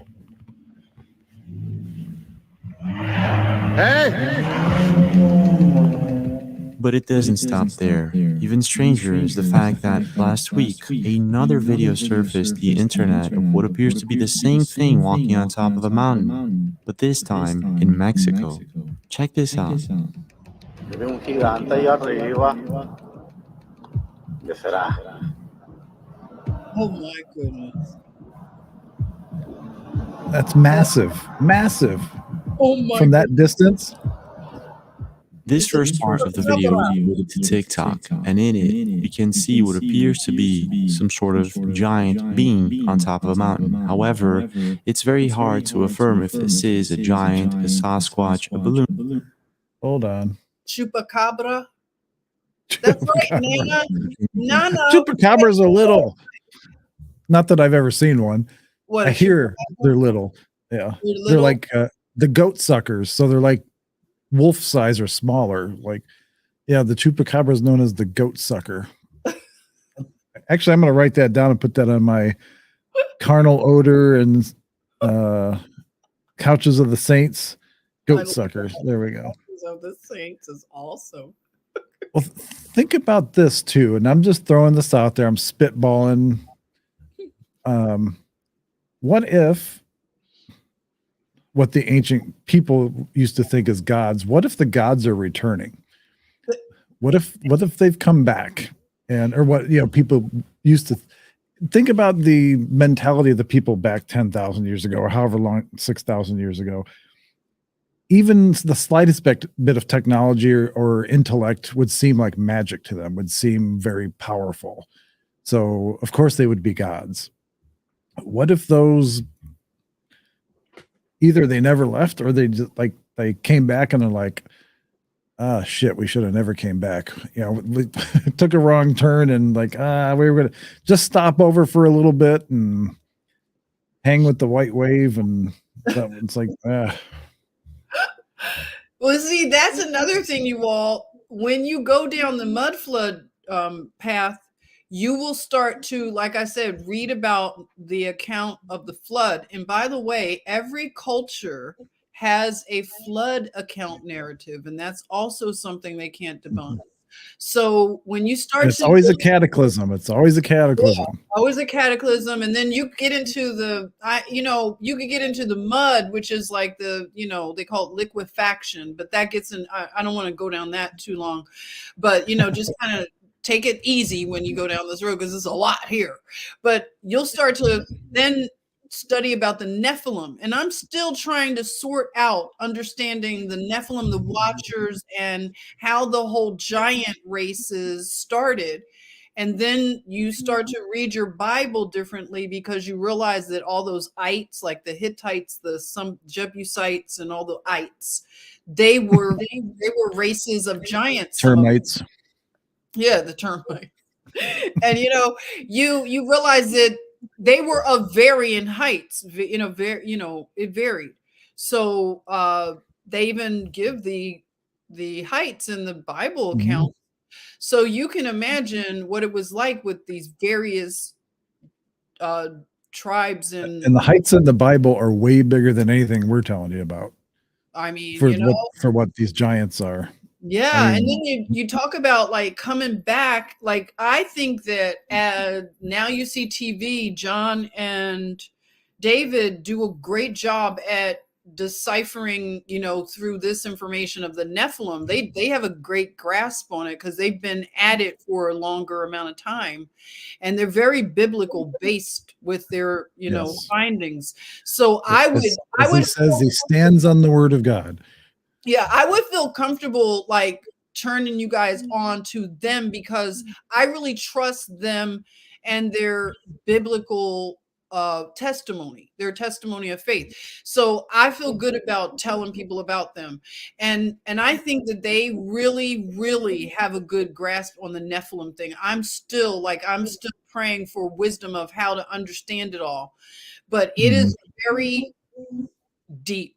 I mean, and they talk about the giants coming back, everyone, and this some of this stuff that we have. And this is what I'm talking about here. Like I'm glad you said that because I forgot that they did a show on the giants coming back. Coming back, everyone, like being they were into reincarnation and reanimation and resurrection. They were obsessed with that.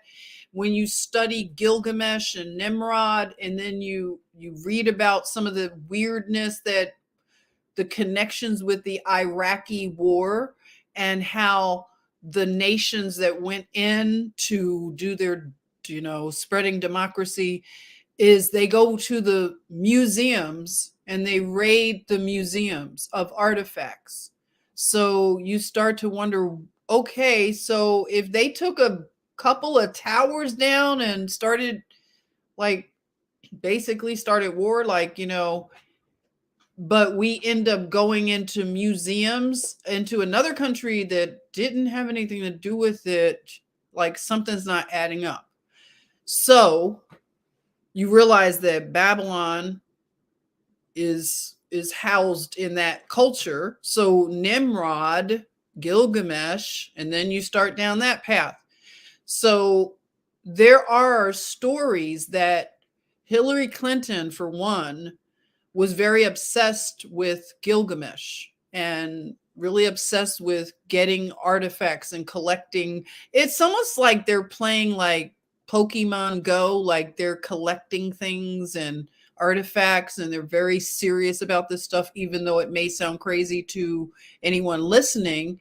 They're really serious about this stuff, possibly, and it does make sense if you listen to the account of, like I said, like Dave and John. They really have brought a good case forward that they are basically reanimating because they're obsessed with DNA. And they're doing something to mess around with the DNA and the sacred knowledge that they have. They've been taught by the fallen watchers. They've tapped into the DNA knowledge. So if they could get their hands on this ancient DNA and resurrect these giants and bring Gilgamesh back, which or Nimrod. Nimrod, they believe that is the Antichrist. We do the pin the tail on the Antichrist. Oh, he's Obama. Oh, he's Bush. He's this. He's been everybody, okay? But it doesn't really make sense, like all of the guesses at who is the Antichrist.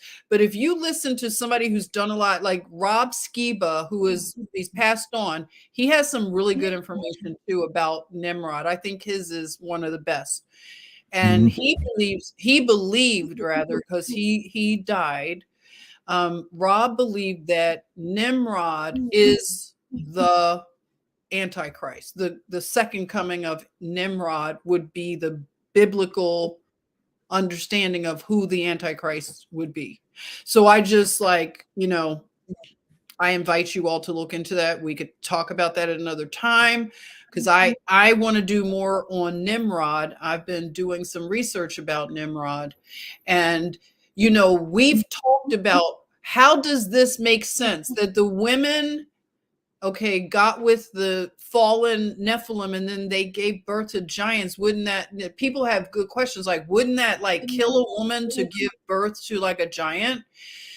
But I've heard people deal with these questions really well. Like, it's not that she's giving birth like, okay, the first go round. It's not like, okay, because they asked, well, how can this woman get with a giant? You know what I'm saying? When I say get with, you know what that means. Like, how can she get with a giant? Wouldn't that kill her? Right. Okay. So you start there, the chicken or the egg. So how's she going to get with a giant and not die? Right. Or not be unliving. She gets unliving because those are keywords. Sorry, John. Are we on YouTube now? Okay, so he, unalived her if they got to there.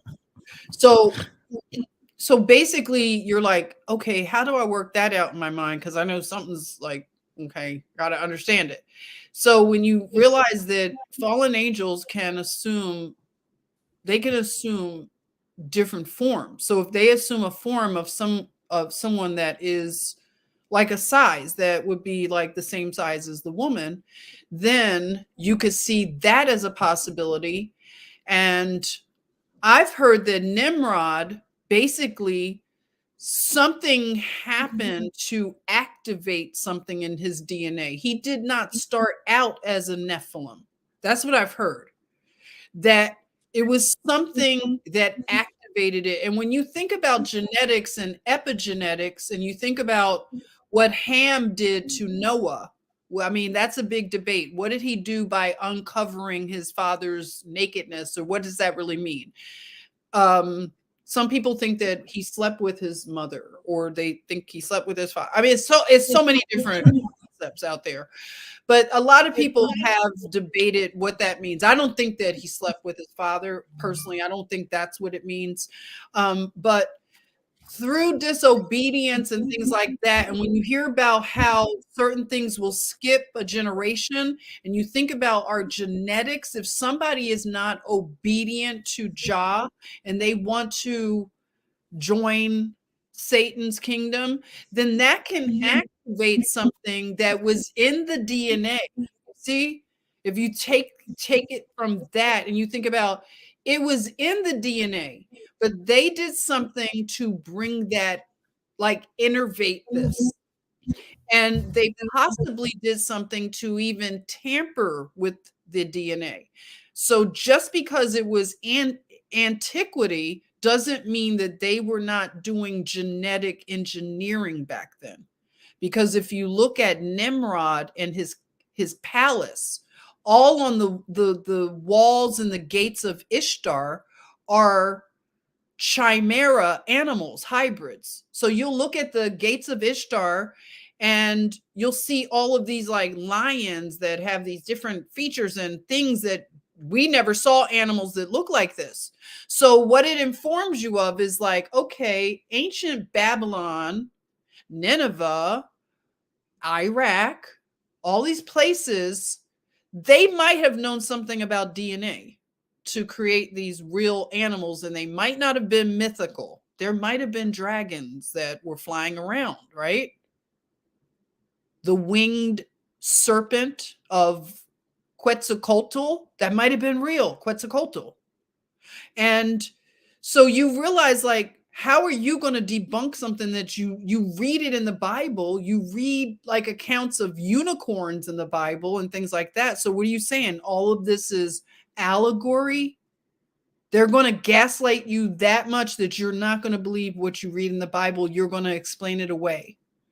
I'm not explaining it away anymore. I'm taking the Bible more literal the more I go down this journey. And what they call mythology, I believe, is history. I have enough tinfoil. Thank you.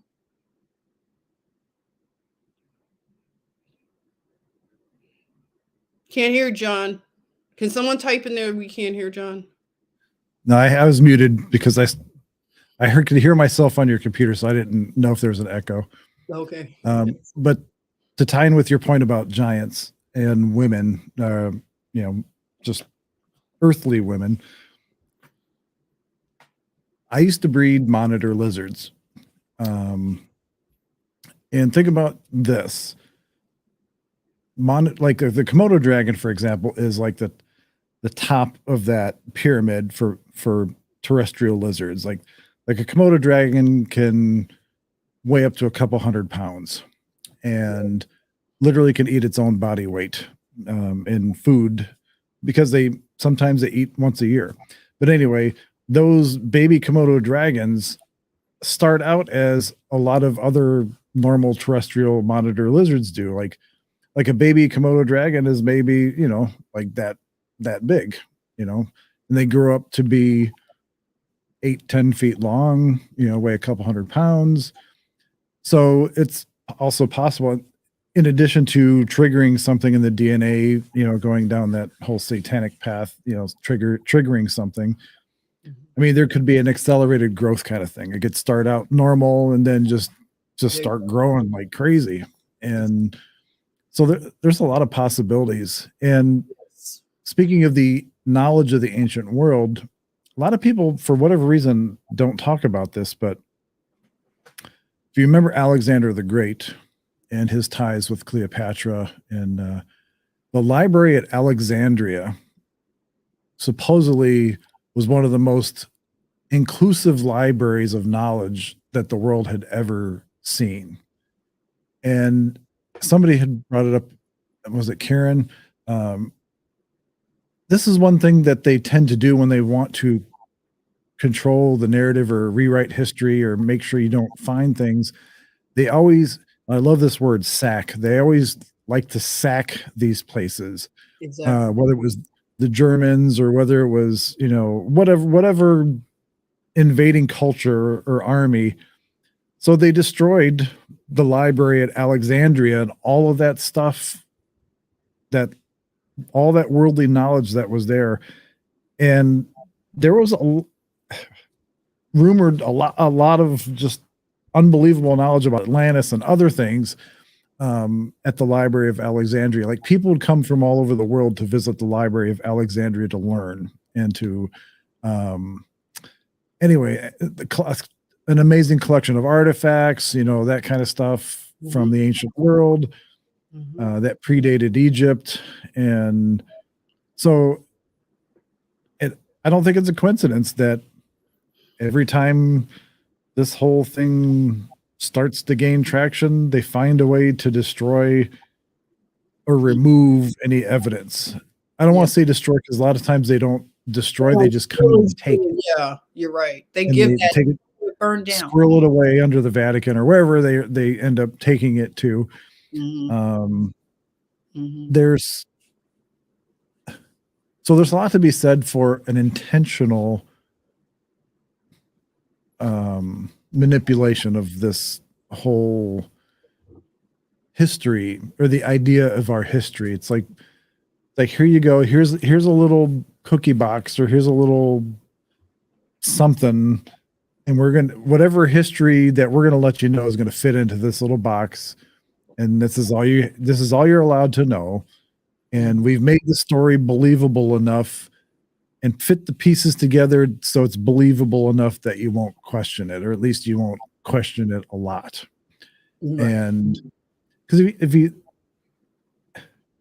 I only had one good teacher in my life as far as history goes that I thought questioned history. And that, to me, that was because I loved history when I was in school. I couldn't get my hands on enough history, especially in Egypt. I've got tons of books on hieroglyphs, and I was obsessed with ancient Egypt for years. So I always gravitated towards professors or teachers that taught history, that taught me to question history, taught me to dig, taught me to don't just accept this as fact. And he told me once, that's why there's so many books on history and so many different takes. It's because it's not set in stone. There's very few things that are set in stone. There's artifacts and things that you find that you can qualify, like this is real because you're holding it and you found it in this area and yada, yada, yada. But a lot of stuff, unless you were there, is speculation. You're going on faith that what people wrote down or documented is the actual truth, especially when it comes to like mainstream archaeology or mainstream anthropology. Um, so I don't know where I was going with this thought. Jeez, Mud Fossil, Christy. Yeah, What was yeah. that? Mud Fossil University, Christy. That's a good channel, by the way, you all, if you want to look into. I think Mud Fossil might have been one of the first like channels I came across. I haven't seen it lately because I'm doing so much like research. I don't get to, well, I watch some of them, but it's like it's a few guys. Levy, you guys heard of Levy? What's his first name, you all? Can you remind me? Levi, and then there's a woman who she does a great job. Fabulous. There's lots of good channels like Guitar Somebody. If you look it up, like his name is Guitar, not Hero, Guitar Somebody. Ugh, I had them all written down because somebody told me like to start. It's like you start. I'm gonna have to give that to you. Mud Fossil University. Yeah, that's one of the first ones I think I saw. Okay. So looks like And then Mud Fossil University. So there you go. Yeah, there's another like what is it called? Flat Earth British or Flat Earth Might as well subscribe while I'm here. yeah. Flat Earth British flat. A lot of the Flat Earth channels cover this same content too. Mm-hmm. But it's a few good ones that I really like started out and it was like, whoa, it was a good like jumping off point for me to just, like I said, I think everybody has their individual path that they go down because you're going to have certain things that, you know, interest you more.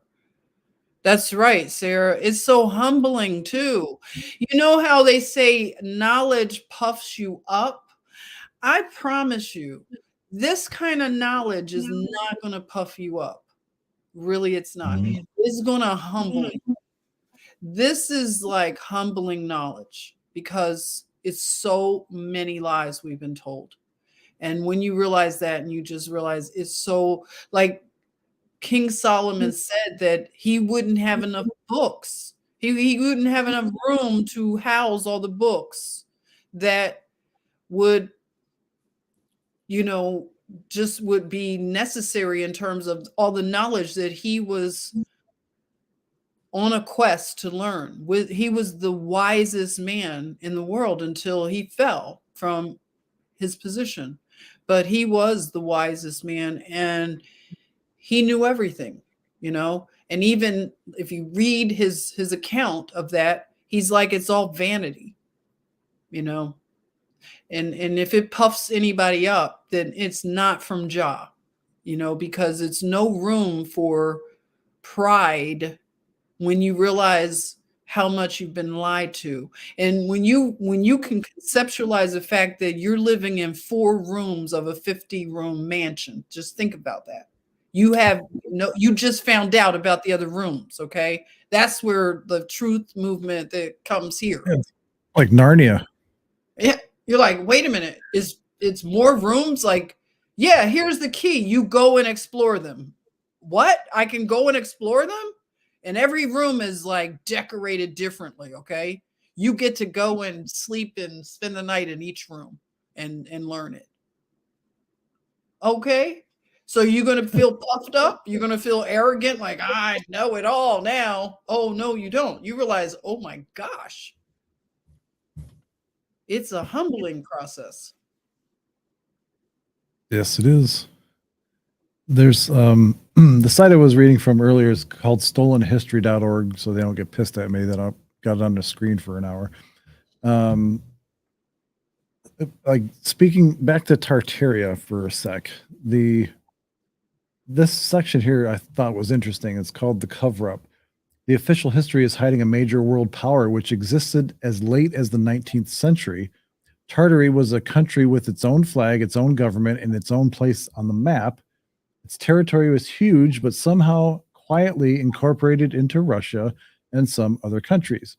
This country you can find on the maps predating the second half of the 19th century. And then this chart here This is just an engram by Google Books shows how Tartary was quietly put away. So like between 15 and 1600, there's a spike here. Mhm. And then you have some like in the 17 and 1800s, there's a like more of a continuous interest, I guess, or knowledge. And then by 2000, it's like squashed. Mhm. And it says, yet sometime in the 18th century, Tartary Muscovite, love that word, Muscovite. Yeah. Right, I have to write that one down too. Was the biggest country in the world, 3,050,000 square miles. Wow. And here's some maps again. If you want to go to that site, there's a ton of maps. Mhm. I love the old maps. I do too. It's like for the amount of time that it took to make some of these maps, it's like why go through all the trouble if you didn't believe something when you were doing it? You know, True. there was they went through a lot to make these maps, the cartographers, and like those maps are artwork. I would hang them if I could get some of those old maps. And I mean, you know, we have some, but it's like to get some of those Tartary maps. I would love that. yes. And then the Washington Union on February 13th in 1849. This is on page 3.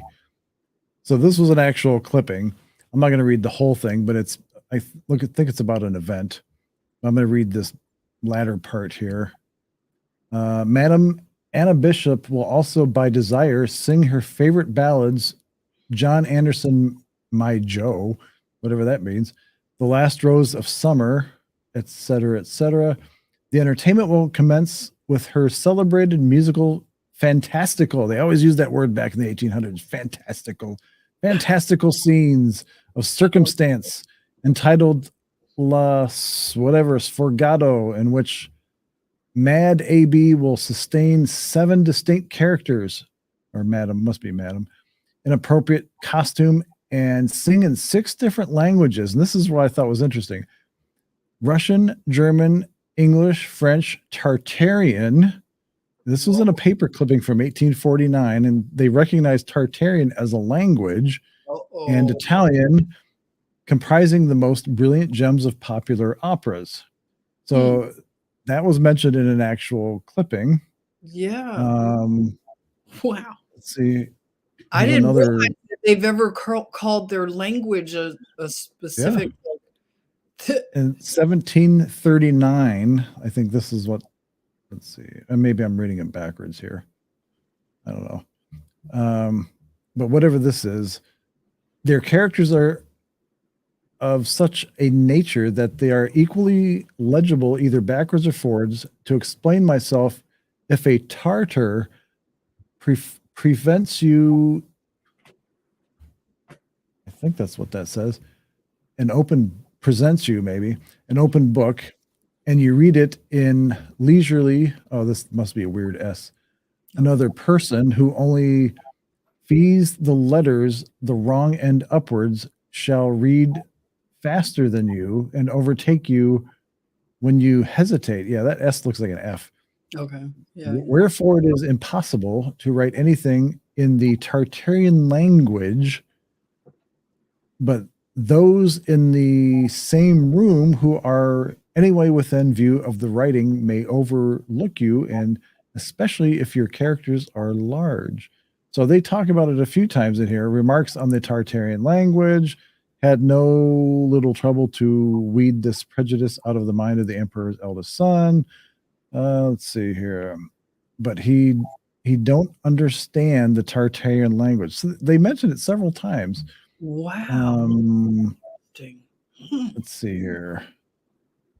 And this is supposedly a genealogy of the Empire of Tartaria here.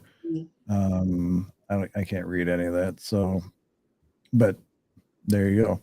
And see, you know, Genghis Khan and everything. This is like, I have yet to go into like, I want to. Genghis Khan is up. He was up here. Genghis There he Khan, is. and like, I want to get into that. So I can't wait. It's like, I don't have enough hours of the day. I would be like, if I could just have a team of researchers, like we'd be all over this. Okay. I love this research, but oh, those are the descendants of Genghis Khan. That's what that is. yes, Genghis Khan, like that's always been fascinating to me. But like this whole Tartary, like this is amazing, you all. Like I even saw, if anybody like saw I did a Coming to America breakdown like a few months ago. That was really a trip. Like I know it sounds really odd to bring that up, but Coming to America has a lot of really hidden, esoteric, embedded things, okay? And it has a lot to do with Black people not knowing who they are. Like they don't come from Africa, all of them. You know what I'm saying? Like some Black people, so-called Black people, were already here, okay? They were never slaves, okay? So that's another story, but not everybody came over here on a boat from Africa that has skin that looks like mine, okay? So that's just like another rabbit hole. But the Tartary flag, I saw it used in Coming to America with Eddie Murphy, and you remember that movie? So in the advertisement, and you can look this up, if you look up Coming to America, I think it's like, I don't know how many coming to, how they do too many, like this is the 16th to America 16. Now we really mean it. We're really coming to America. So it's like, okay, I don't know which one it is, second one, but if you look on the movie poster, you will see the Tartarian flag. And that's what I'm saying. Like, when you start seeing this, you see it everywhere. You're like, what? The Tartarian flag? So China is that's a very ancient land. And they also have a lot of architecture there, lots going on. And when I went to Beijing, I met like, okay, if I'm in one part of China, people look a certain way. Like if I'm in Shanghai, Guangzhou, I see, certain look. But when I went to Beijing, that's when it got different. And I said, uh-oh, I'm looking at a whole different, this is a different people right here.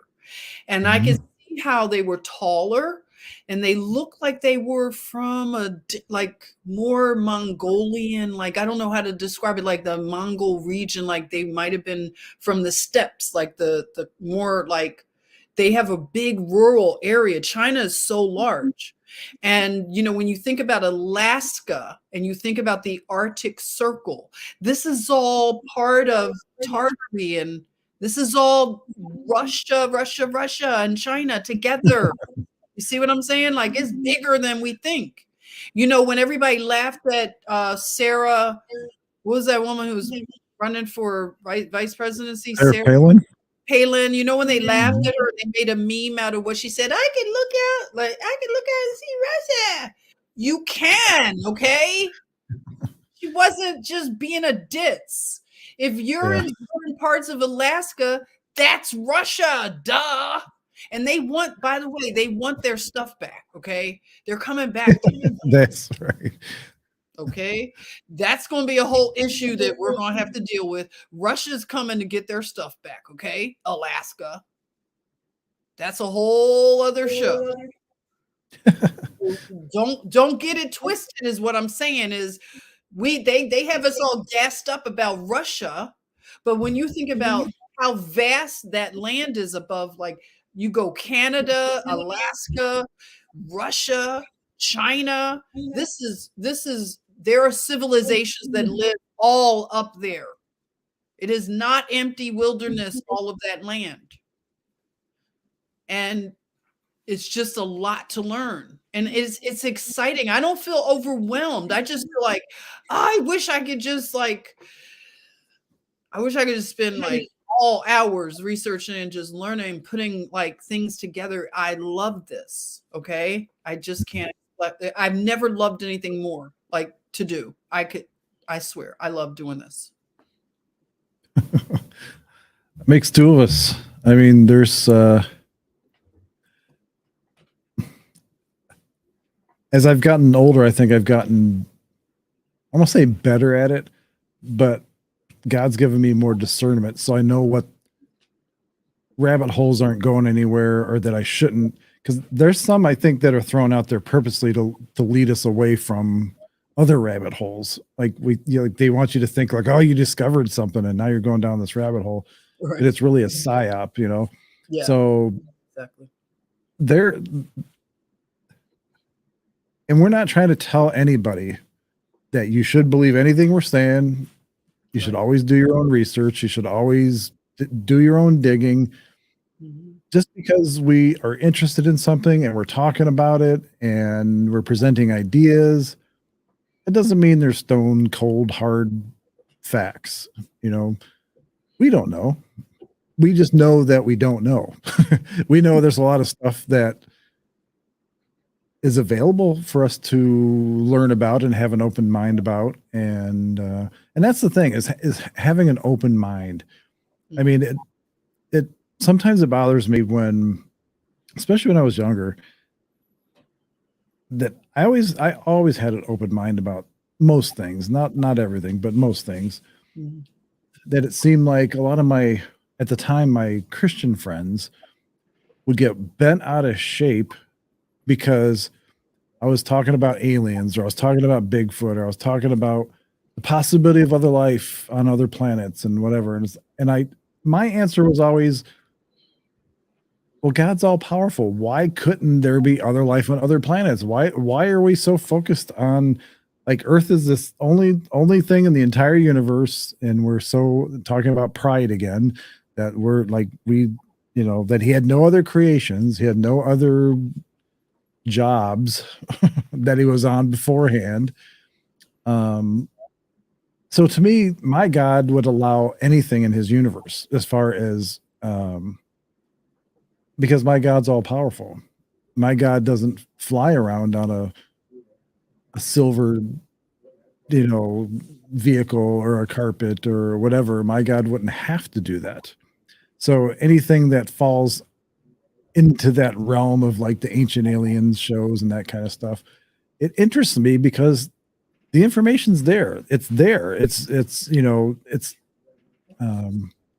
people have written the accounts. People have done cave drawings and pictographs, and especially in South America, it's unbelievable the amount of history, or the amount of influence that the sky people had on the Aztec and the Mayan culture. So who's to say there couldn't be an advanced race of beings, whether the fallen angels, the Nephilim, or something we don't know about yet, or something we've never run across. And so it always bugged me when I was a kid that it would just be like, I was always treated like I was like, stop thinking for yourself, stop questioning, stop, just understand this is all you need in this book, and don't deviate, don't interpret, don't whatever. Right. So even at a young age, it was kind of beat into you that you're not supposed to question anything. You just we're the adults, listen to what we have to say, read these books, don't question anything, and eat your dinner, eat your vegetables. Eat your peas, green giant peas. We just have green giant on it because it's pretend. Even though we tell you in Sunday school about David and Goliath, but don't talk about giants because that's going to get you in trouble. And the other thing it's kind of bothered me was, like, when I would question it, it was always, that's a parable. It's to make an example of something. Well, the other day you just told me you have to take the word of God literally, like the same. So I had this cognitive dissonance because these people were going back and forth with interpretation is whatever. And, well, no, you have to take it literally. And it's like, well, which one is it? Yeah. I mean, you can't float between the two, because, and you wonder why you have a generation of kids, Gen Xers like me, that were confused, and walked away from Christianity, and kept getting pushed away. I mean, especially kids that, like, since we didn't have the internet and that kind of stuff, we were very imaginative, and we played outside. We, created things and did things with our imagination, and we lived in this wonderful world in our heads and with our friends. And it's like they had to figure out a way to take that away from you, because God wants you to be childlike. God wants you to have that childlike mentality, that always, that exploring, that questioning, that happy, that fun, that live life fearlessly kind of attitude. And Yep, pure. yes, and not jaded, and loving everybody, and it's and that's why I wholeheartedly believe God's working right now to get people to start, like Jennifer and I and others, to start looking at stuff, to start questioning things, and to really. And that's why I love this show, and I love you guys in the chat, because you're interested in this too. Because I really do believe that there is a veil pulled over everything, whether you want to call it a matrix or whatever you want to call it. That fabric, the seams are coming apart, and we're starting to be able to look through them. We're starting to see, the things beyond the veil, so to speak. And Shambhala is one of those mystical places that people used to talk about all the time. Shambhala. Yeah. And it's come up in Hollywood a few times. So there's a lot of things that are referenced that have meaning, and they throw it out there and they dangle the carrot. Like Solomon's mines, for example, like King Solomon, his gold mines, and all this stuff, this fascinating stuff, the crystal skulls, that kind of thing. There's just so many things that have happened over a relatively short period of time, over the last couple thousand years. It's like, why are people learning about this stuff? And this is cool stuff. Exactly. It would make the kids, first of all, if the children could learn this stuff, they wouldn't be interested in all these video games. I don't think if they could really learn real stuff. Or a liberal arts degree. Yeah, like I'm excited that it is like the veil, the seals are broken, whereas I wouldn't have seen these things before, just to look at them.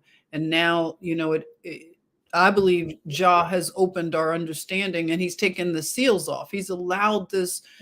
We're not just walking by it every day and not noticing it. It's like, wait a minute, that's been here all along. Yeah, you were too busy, and you were on your phone and you didn't see it. It was right here. And now, like someone said, it's your discernment. That's right.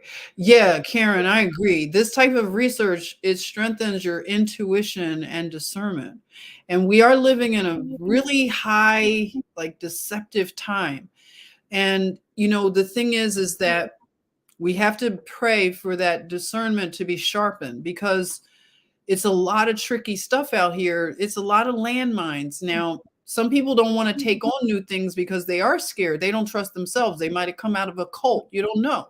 They might think like, I don't want to get jammed up again and start falling for some psyop or something.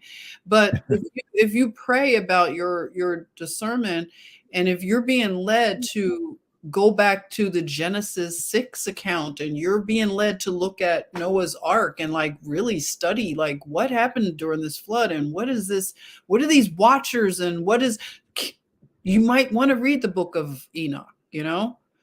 It's something that has to be, that you feel you're being, let's see, think fake news is bad, fake history and stuff. I mean, it's so crazy. Yeah. And I can just think of, for me, it's making me want to be less on the grid. I've explained that enough. Like, I'd love to live like a hobbit, okay, in one of these woodland homes. I wouldn't mind it. I wouldn't mind foraging and fishing and just living slow, growing my food in its season, maybe having some cattle like sheep where I can raise wool, learn how to dye it. Alpacas. Yeah, alpacas, like paca vicuñas, and learn how to dye the wool with natural moss, right? Or something that comes right out of the sea. I'm just saying, like, we don't know these things, but these things are this is something when I studied Scotland, the women there that make the tweed, the not just women, the community, all like all ages and both genders, both genders. Did you just hear what I said? They only have two genders there in on the island of Harris and Tweed. They didn't look like they. Let me not get into trouble, but I'm just saying. Well, no, look at how if It's for all those confusing. bookworms that are going to these liberal colleges and you study archaeology, how many archaeological digs or anthropological findings? Where have they found more than just men and women? I'm just saying, like, you know, we get into arguments about this stuff with people, and it's all this skeleton was a male, the skeleton was a female. Okay, yeah. move on. But you know, when you look at this society, like the Isle of Harris and Lewis, for instance, like because I was just studying it, it looked like the kind of life I could just totally jump into and live. Like, you know, row your boat. You might have a little boat on little body of water, and you just take a row and exercise in the morning with your coffee and your mushroom omelet. I don't know. I'm just saying. Your dog.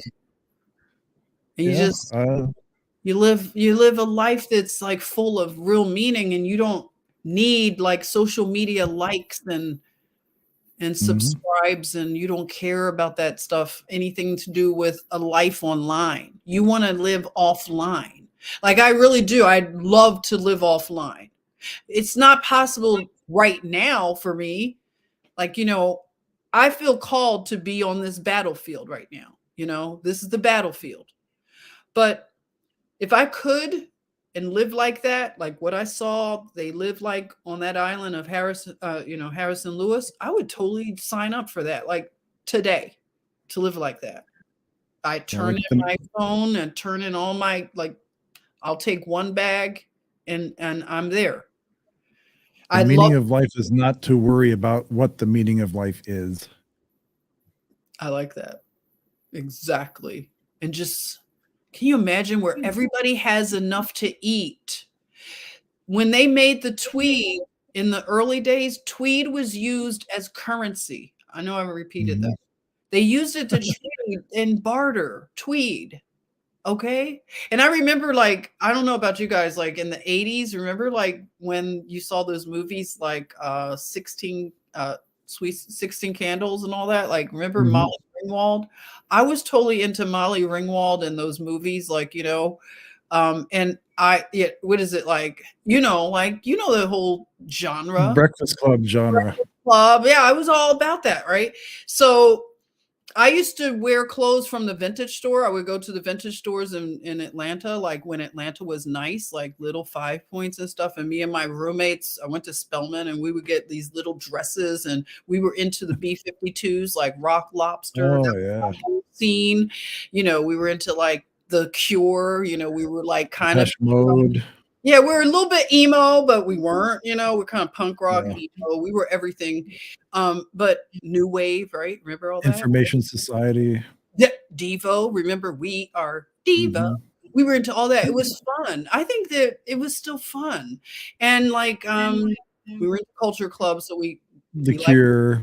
Remember Boy George? We wanted to look like Boy George a little bit too, but we would wear all these clothes, right? We buy these like little vintage black dresses, and we thought we were like a little bit of Audrey Hepburn. We're so weird, right? And then because we like those movies like Molly Ringwald, I would ask my grandfather, "Oh my God, Pop, can I have one of your jackets?" And I'll never forget my Pop. He let me have one of his tweed jackets that he was retired by then, but he would work he went to RCA. He worked in like engineering, worked at RCA, and he went to work every day from Philly to Camden, New Jersey, like to wherever RCA was over there. And and like he gave me one of his suit jackets. So when I came home from college on a break, I raided his closet and got like this cool tweed jacket. And oh, you couldn't tell me anything. I would roll up the sleeves and I wore that everywhere. Okay. So it was tweed, real tweed. So when I thought about like the tweed that they make there in Scotland and just there's something very important there. I'm going to be digging more around in the Scotland area, but I just want to say, like, when you think about the people that make the tweed and how everybody has a loom, they can work at home. They have a studio at home and everybody just, it's a natural rhythm. They just make tweed fabric. And then you might have another neighbor that might make something out of the tweed, like upholster fabric. You have to watch Highlander. I'm telling you. Oh my God, that's right. Thanks for reminding me. I totally want to watch it because Everything you're talking about, you'll love the movie Highlander. It's kind of hokey a little bit sometimes, but really okay. I have a feeling that you would enjoy it. Okay, I think I would too. Right, I'm going to do it. I just forgot, but I that's part of research. I definitely want to watch it because this was off my radar before. I wasn't, like I said, Scotland. Are you kidding? Do I look like somebody who's interested in looking into Scotland? No. You know, because I've been programmed not to be interested in Scotland. And then when I realized, wait a minute, I freaking want to go to Scotland. I would live there. You know, so two of us. It's a lot there. And we just have to be open, like you said, John. Like, you never know. Maybe, like I said, you would be invited to go live somewhere in the rest of the mansion. Would you be willing to come to the rooms that were shut off? You don't have to be cramped up in New York, Karen. I can see Karen. I can see you out there, right? I can see you in Scotland, Karen, living in a little hobbit house with grass on the roof.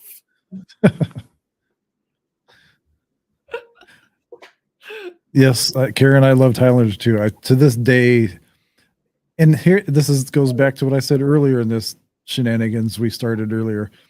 To me, the music helps make the movie, and Queen did the music for Highlander.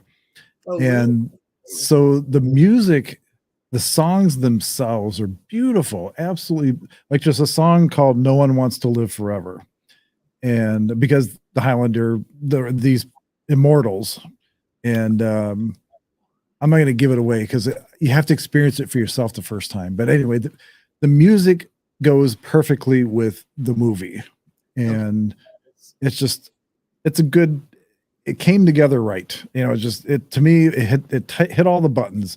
Had swords, had sword fighting, had Scotland, had immortals. You know, it hit all my buttons at the time, and had a lot about Scottish tradition because there's the movie and the series that ensued later.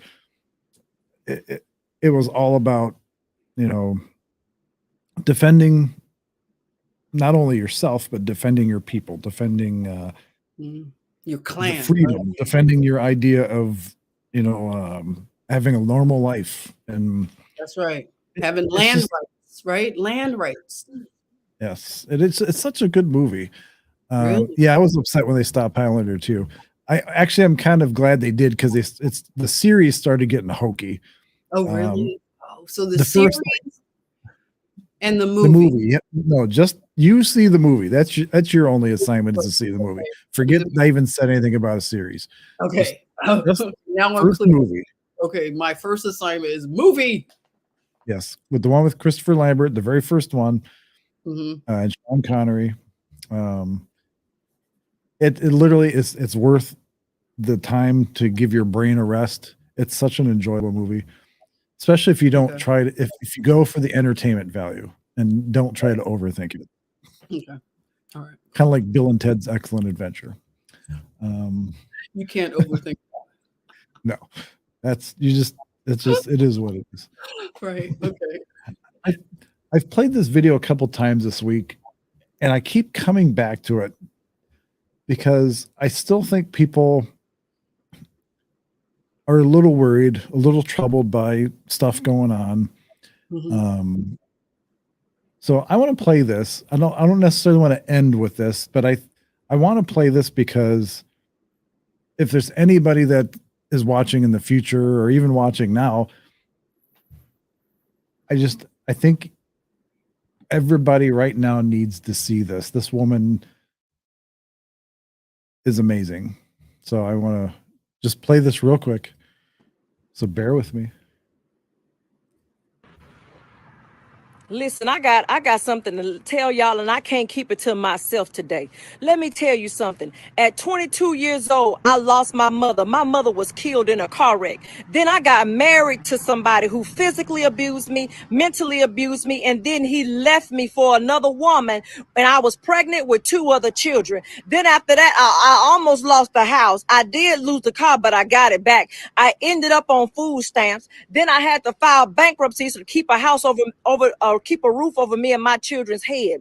And let me tell you something. I thought my life was over. I thought that I would never come back. I thought that my life would never be amazing. I never thought that I would come and be where I am right now. Let me tell you what that taught me. It taught me that if I lose everything but still got Jesus, I got enough to start over again. Let me tell you, don't you give up on your life. Don't give up on your dreams. Don't give up on your ministry. Don't you give up anything, because God can restore you like it never happened. I just need to tell somebody that today. God can restore you like it never happened. I never thought that I would be an officer. I never thought that I'd be a chaplain. But because of the goodness of Jesus, hallelujah, when I think of the goodness of Jesus, but because he decided a long time ago that he had more in store for my life, all those things work together for my good. It didn't destroy me. Oh, but it helped make me. It helped me, gave me a testimony so I could tell you, baby, it may look bad now, but I'm going to tell you something. God got something for your life. The final say is God's. He'll never let your enemies have the final say over your life. Know this, that God is for you and is working for your good. It is not going to destroy you. It never has, and it never will. You keep trusting Jesus, because if you got Jesus, you got enough to start over again. Amen. Ooh, I love it. Wow. Amen. I love that. Oh, wow. That was powerful. Yeah, I've played that almost in every show of the last week, and it just gives me goosebumps.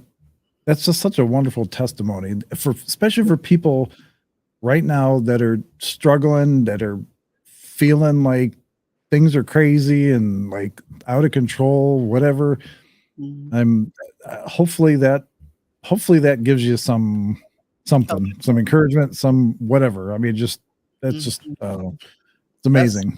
Thank you for sharing that. That was really a treat. See, Casey says, I love Scotland. I want natural landscape animals.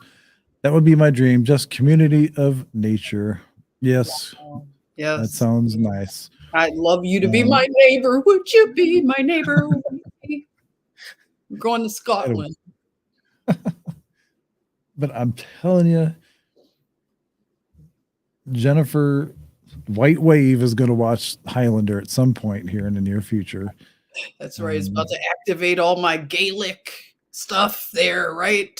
I'm and that's telling you, it'll pump you up. It'll be like if you think you want to go to Scotland now, you'll be like busting down the door, like having people trying to hold you back. Like, I'm out of here, man. I'm going to the Highlands of Scotland. Seriously, I'll be like, hey, y'all, come on now. You know you're my cousins. I'm trying to get out of there for a minute till it cools off. Coming and hanging out. Teach me how to make some tweed. Let's get going. Show me where my hobbit house is. See, Nana says, my daughter needs to see that. Well, show it to her. Go ahead. Absolutely. I'll be watching it. I'll let you guys. Casey's, I cry a lot about all that is happening now and pray. All you can do is pray. But if you think about it this way, worrying, and I'm one to talk because when I was younger, I used to worry about everything. I always got an upset stomach and ulcers when I was a kid. I don't anymore. I still get a little hesitant and anxious sometimes, but worrying, really literally worrying, is the result of either living in the future or the past. Like, you're not living in the present. So if you're worried about stuff and you're physically ill because of it, it's because you're dwelling on something that hasn't happened yet, or you're dwelling on something that has happened that you maybe wanted to be different, neither of which you can do anything about. So the way I look at it is, you shouldn't worry unless you can do something about it and change it. Then there's no point in worrying about it. Because if you could do something and change whatever it is, then do it.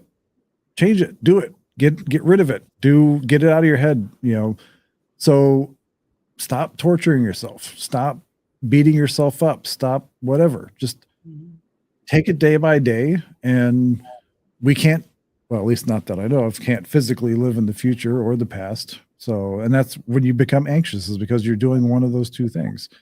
So, the story is awesome. I was cheering her big time. Yes, absolutely. Nice. Excuse me. Karen says, my cousins.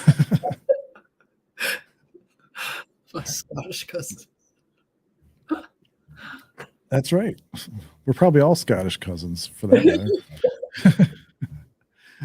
If you think about it, such a small place in the realm, but a lot has come from there.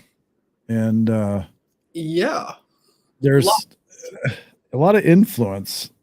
That in Ireland, I mean, those are like, look at how much those two cultures or societies have influenced the world at large. And to me, I like, with the eyes that I have now, the way I see things, if I were to would have been alive back in the 1500s or that kind of thing, it's anything that England, which essentially was the Roman Catholic Church, so anything that the church attacked probably was something that you should support, because that was probably the truth or the right thing, or whatever the case was. So look how hard they attacked Scotland, how hard they did not want Scotland to have its independence. Exactly. And it's like, why? These people had a legitimate beef to have their independence. And so to me, there was something to that whole time period, the Middle Ages, and even the Victorian era going up through the 1800s, the Georgian and Victorian era. I always get them confused which one came first or whatever, but I think the Victorian era was the later 1800s or that kind of thing. But people in that era were also kind of like how we are right now. They were always seeking knowledge. They were always doing things and questioning things. It seemed like once the Industrial Revolution hit and the bankers got involved, and that's when it changed. That's when history started being suppressed or rewritten or rerouted. And because if you look at some of the old newspaper clippings and some of the old books from the early to late, any time in the 1800s, especially the mid to late 1800s, they were always they loved getting together and gathering and talking about strange things and unnatural things or questioning things. And so I think Jennifer's onto something with the 1800s, and I think there's something's going to happen. There's going to be some kind of little, like, boom, somebody finds something or something gets discovered, and it just changes everything about history. Right. And continuing to look for that is fun. That's like, this is, this is fun. This is fun. It keeps your mind off of stuff, keeps your mind sharp, your discernment up. Mhm. And Yeah. I don't know where I'm going with this, but long story short is don't stop questioning things. That's right. I guess that's Mm-hmm. a That's long good. way of saying that. Let's see, Mhm. what is my words are for the people that just keep trucking along. I fear for the future or their future. I guess I've always felt for others, can feel their pain. Yep, I understand that. A lot of us that are a little more open to things tend to be a little more empathetic. So we tend to Yeah. absorb that emotion or sense that emotion in people in that distress and that kind of stuff. And sometimes it manifests in ourselves. Sometimes I get a knot in my stomach because I can, especially if I'm in a room with somebody that I know their story and I know their plight, kind of thing. And it's like I'm almost trying to wish it away from them, like trying to absorb it for them and make it less painful for them or less, whatever. I'm trying to. It's more people need to be empathetic Yeah. and sympathetic to people's causes and plights and their situation. Mhm. I mean, you never know what somebody's going through that day or what their history is or what Mhm. it. I've been guilty of it myself. There's been a number of times where you prejudge somebody based on their outward actions or their words or their mannerisms or whatever, and then you come to find that this event happened or something happened with a family member or something happened in the past that made them this way or whatever. And so Mhm. everybody has a story, Yeah. and we all need to listen to people's stories, I guess. And history has a story, and that's what we're trying to unfold. Mhm. Not so much in an ancient aliens kind of way, but it's in a mud flood kind of way. Right. The conclusion to this play, whatever it is, right? um, I like that. That's good. That's a good message. And what I like about what you just shared, John, is that when she said something about how God will set up your life where you can't be attacked. If you're Mhm. I believe that. I really do. I believe that if you are hidden so deeply in the Lord, you will be protected. If you have the full Mhm. armor, if you really daily put that full armor on and hide yourself within the strong tower of Jah, you will it says in what is it, Psalm 91, about your tent, and nothing will come near your tent if you hide within him. And when you see the things that are happening right now, I'm really concerned about this gender war. It's really ramping Mhm. up. And there are certain things you could see that are triggering more with this divide. And you can feel that it's more of a divide that's happening, the shifting, like it's like a continental shifting going on where you're like, I don't know if I could ever be back on the same land as certain people that hold certain ideologies. It's just never going to happen. Mhm. I don't think it's normal to want robots to run a society. I'm sorry. I'm weird like that. I like going to lines that have people. In fact, I was at Target and it was no one. They were trying to, did I tell you guys they were trying to put everybody to go to the self checkout? And I was like, no, I protest that. I'm like, no, I want someone to come man these registers. I want to talk to a person. I want to say, how you Mhm. doing? Have a little dialogue. I still like human stuff. I like to call a place that answers, and I can ask questions and talk to a human and maybe make a little small talk. I like that. And I want more of that. I want to go back, not even go back. I want to go to something I've never seen before. Because all this going back to something, it wasn't great then either. I want to live like God intended for us to live. And this is nothing like what he intended. I just want that. I want a natural, organic life.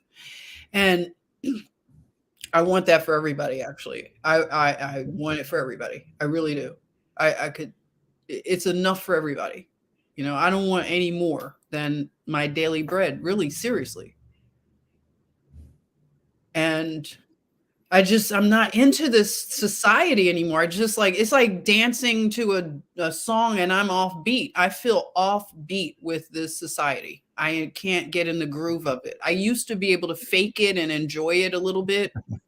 I am so I'm unplugged from it to a degree. So Yes, I 100% agree with that. I'm the kind of person, even as a kid, I love stories. I love telling them. I love listening to them. And everybody has a story. Everybody. So I learned this from my dad because he was in furniture sales when I was a kid. He worked for a local company here in Cleveland. So I used to go into work with him on the weekends when I was 13, 14. And back then you could still smoke in the buildings. Like, so each of the displays had little ashtrays and stuff and people would be smoking and whatever. So I got to know the other salespeople pretty well. Actually, that's where I learned to become a pool shark, by the way, for anybody that plays pool. If you want to hit me up if you're ever in Cleveland. So yeah, I learned a lot of interesting stuff from those guys. I'm not going to go into everything, but I learned some interesting stuff as a kid. But I learned the people skills from watching my dad and others that were good at what they did. And as I got older and I started getting comfortable in my skin, because you wouldn't know it, but I'm not an extrovert. I'm a total introvert. And oh yeah, big time. Thought that. Wow. Well, until this past year or so, it kind of changed a little bit. Like on like the production side of things, I was always like the cameraman, or I was always the producer, or I was always the sound engineer or the graphic artist or whatever. Right. I was never the person in front of the camera, or speaking in any way or acting in any way. Mm-hmm. But I always found people's stories interesting. I wouldn't be afraid to approach somebody because people want to tell their story. People want you to be interested in their life or their story. Right. And just from my own personal experience, because I've owned my own businesses, I've worked in retail for 40 years. So I've always dealt with the general public. And coming from that school of building relationships, to keep future business kind of thing, mm-hmm.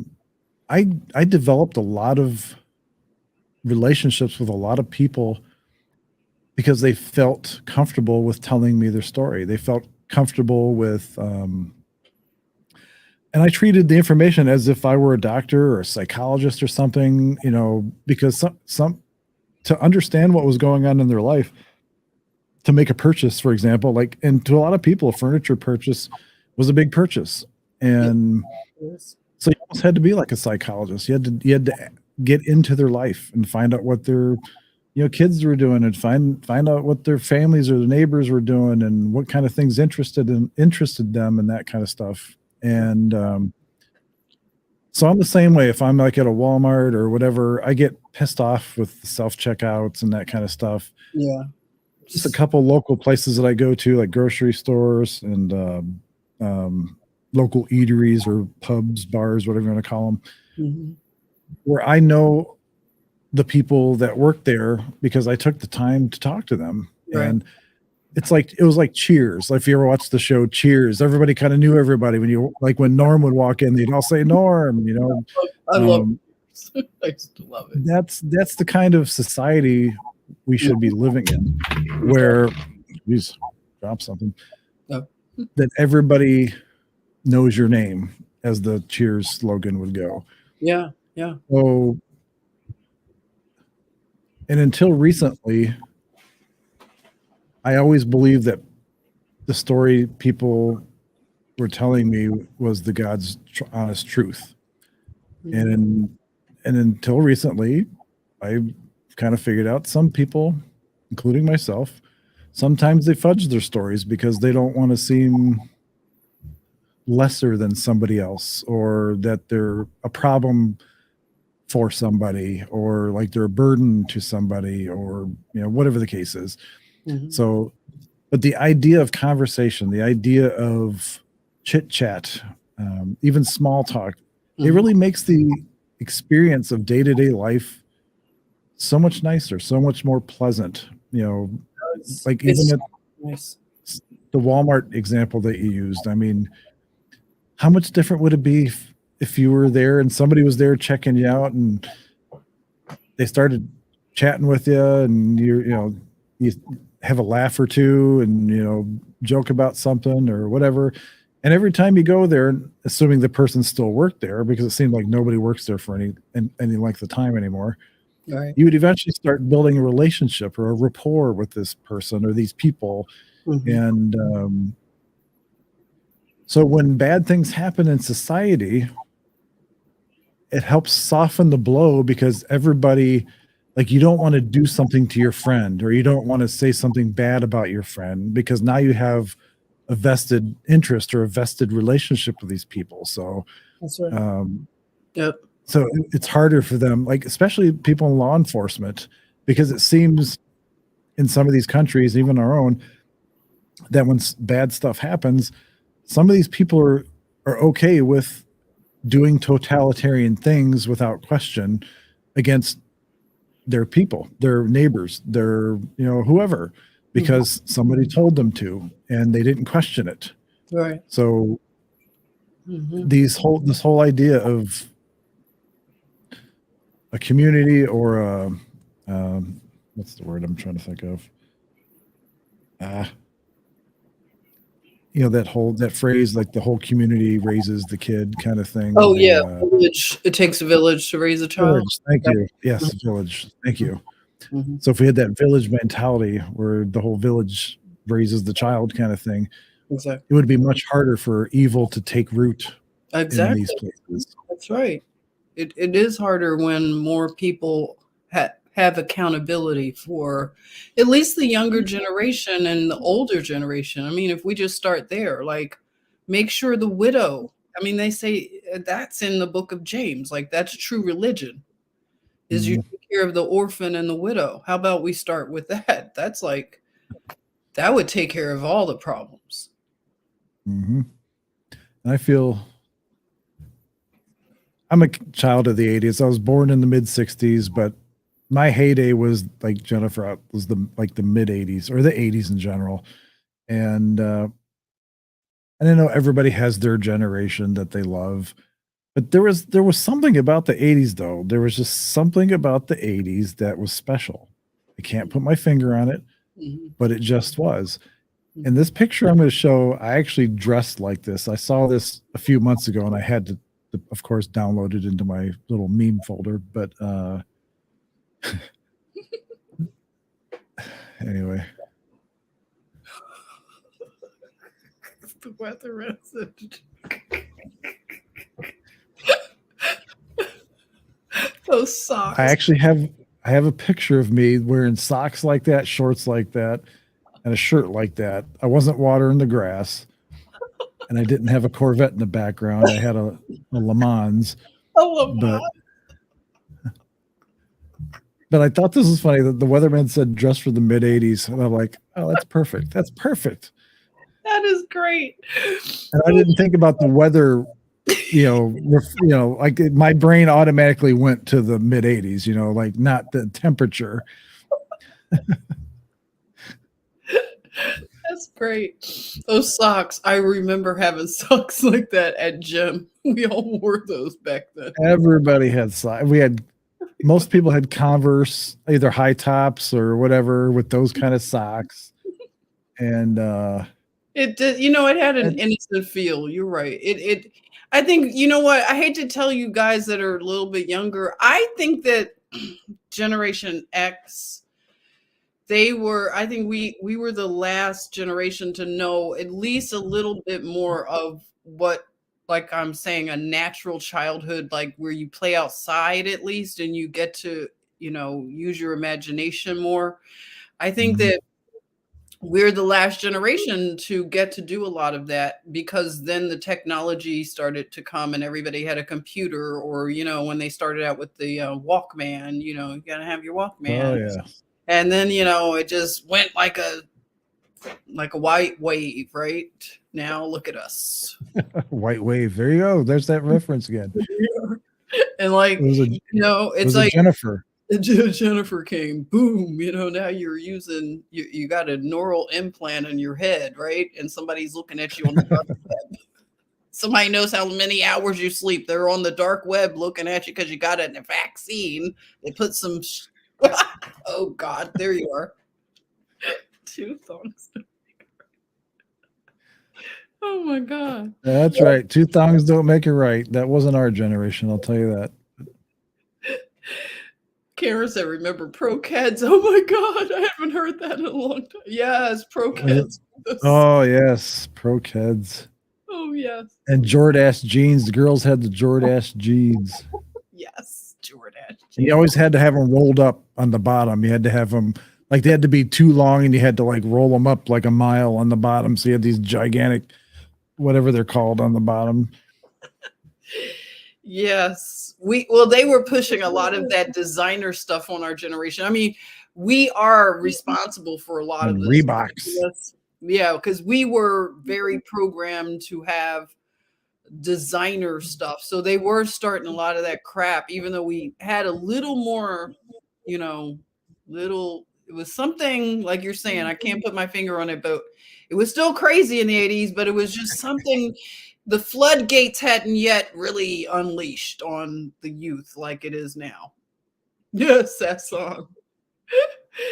Hey, Denise, you said you. Oh yes. Yeah. What was that? Prel was a big shampoo. And Irish Spring soap. I remember they were doing a ton of commercials for Irish Spring. I know. I never liked when the man would take the knife and he'd take his pocket just knife. Cut that little, cut the. Stop cutting the soap like that. What are you doing, man? I would get in trouble if I did that. And then he had Mr. Microphone. I don't know if you remember Mr. Microphone.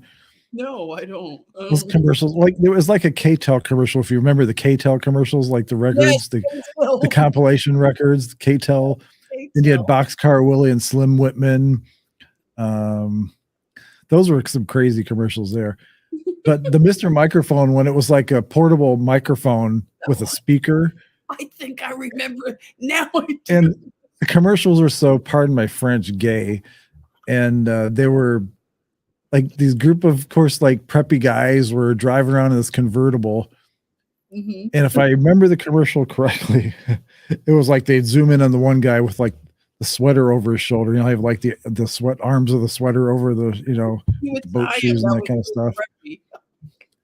And he'd speak in the microphone and he would say something like, and it would be girls, like some teenage girls or whatever on the side of the road. Something to the effect of, hey, you ladies, or hey, you, whatever they called them. We'll be back later to pick you up, kind of thing. That's I'm curious now. Hold on a sec. I'm going to see if I can find a Mr. Microphone commercial. Because that was Denise, I was thinking about Dippity Doo Aquanet. Freedom Rock, man. Do you remember Freedom Rock? No, what was that? It was like a K-Tel album kind of thing. Yeah, I think I do. And going down. Speaking of, here we go. It's the first thing that came up. Music, you guys, I have to denounce somebody, another person that I liked. Woolworths. Yes, I remember Woolworths. I bought my first turtle there, an alligator, actually. You brought an alligator at Woolworths. Yes, Karen, Woolworths was so cool. All right, here's the Mr. Microphone commercial. One of them, anyway. It was from Ronco. That's what it was. Remember Ronco? Ronco made everything. Yes, Ronco. This is funny. Oh my gosh. Stupid commercials. Come on. We have breaking news now. It is official. Governor Lamont has officially signed into law that bill to suspend Connecticut's gas tax. The governor signed the bill that saves you money at the gas tax and at the gas pump. Well, if you live in Connecticut, there you go. And I approve this message. Hey, this Christmas party is getting a little too quiet. I think it's time we liven it up with my favorite Christmas gift, Mr. Microphone. Hey, what's that? Well, you set the dial on your FM radio and testing. These kids are having a fabulous time with Mr. Microphone, the cordless microphone that actually puts your voice on the radio. There are no attaching wires, so you're free to move around. Broadcast over any FM car radio. Hey, good looking. We'll be back to pick you up later. You can broadcast over the radio stereo. Professional entertainers use Mr. Microphone for rehearsing. And you can too. It's practical and great fun for the whole family. And for only $12.88, they really make great Christmas gifts. Woolworths, there you go. Okay, I take it back, everybody. My generation. I remember Monkey Wards. My generation sucks. I'm sorry. Take everything back. Everything I just said about my generation, I take it all back after that. After that commercial, Mr. Microphone. I apologize to every generation that came after mine. I feel responsible. I do. That's like the porn industry got together and made a commercial. That's like they all look like retired porn stars or whatever, you know, the way they were dressed and everything. But yeah, those commercials were like, commercials were back then were awesome because they really tried to get your attention, you know, like they were like, bam. So much going on in that commercial. That was terrible. And Ronco literally made everything. Like they made that little portable fishing rod thing that had like the Swiss Army knife and all this other crap in it. And oh my gosh, are you kidding? That might be what they used to steal from people on the beach, right? Remember you heard about they would go and fish for people. They went to Ronco with all that stuff. Oh my gosh. There's Scotland. I would still go to Scotland, especially after seeing that commercial.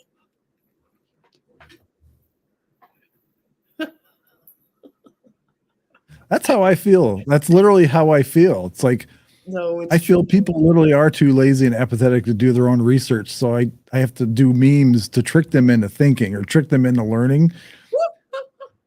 That's why memes are so powerful, you know, because you can get a lot into, you know, boom, there you go.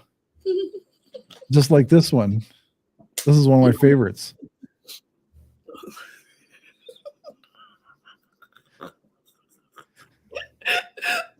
Kicking and screaming all the way, huh?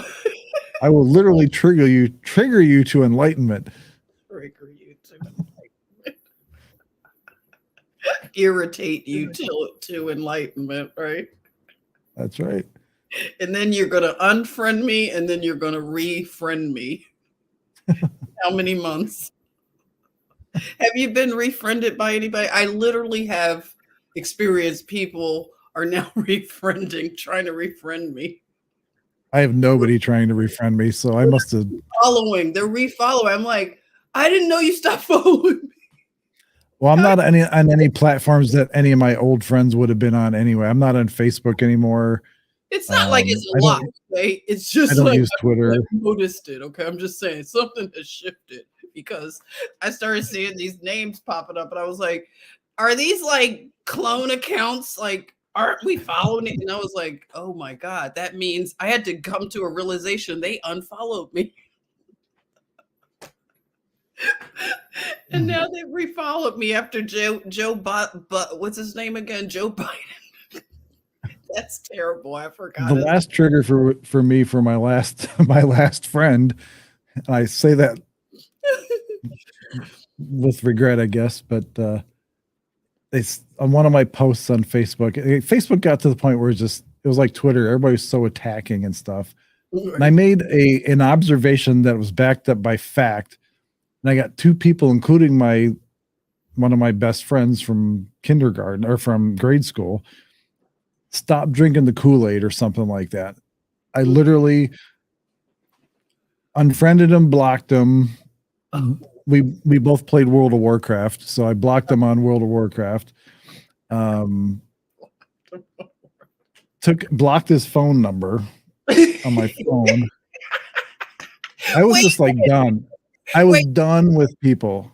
John, you have to play, because you just said blocking. Please play. Oh my gosh. Okay. I have to play Trunk. Remind me to play Trunk Monkey.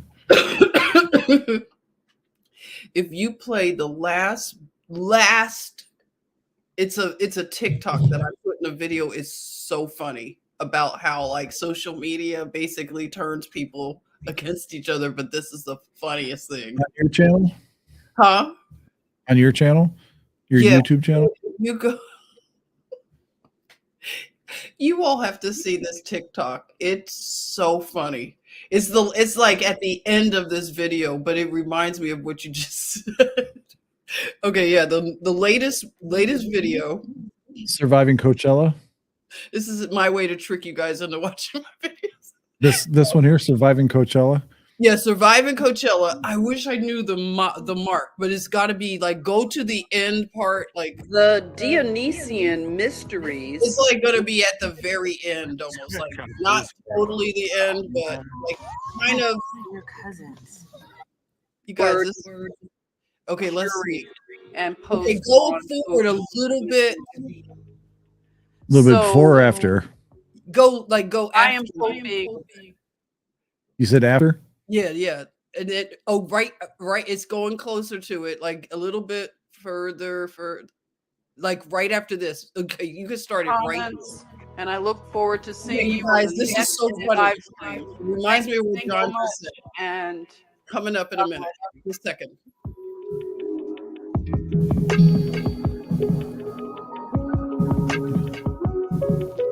This is so funny. When I saw it.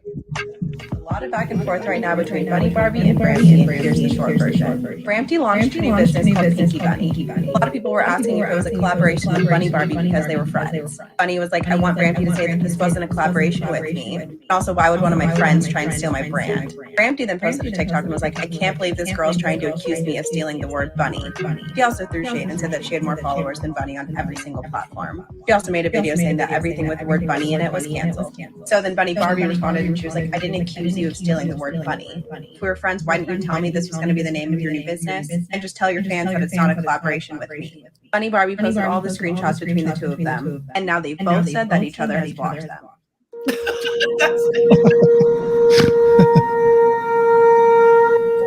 Now that's the shofar. That's the shofar lore.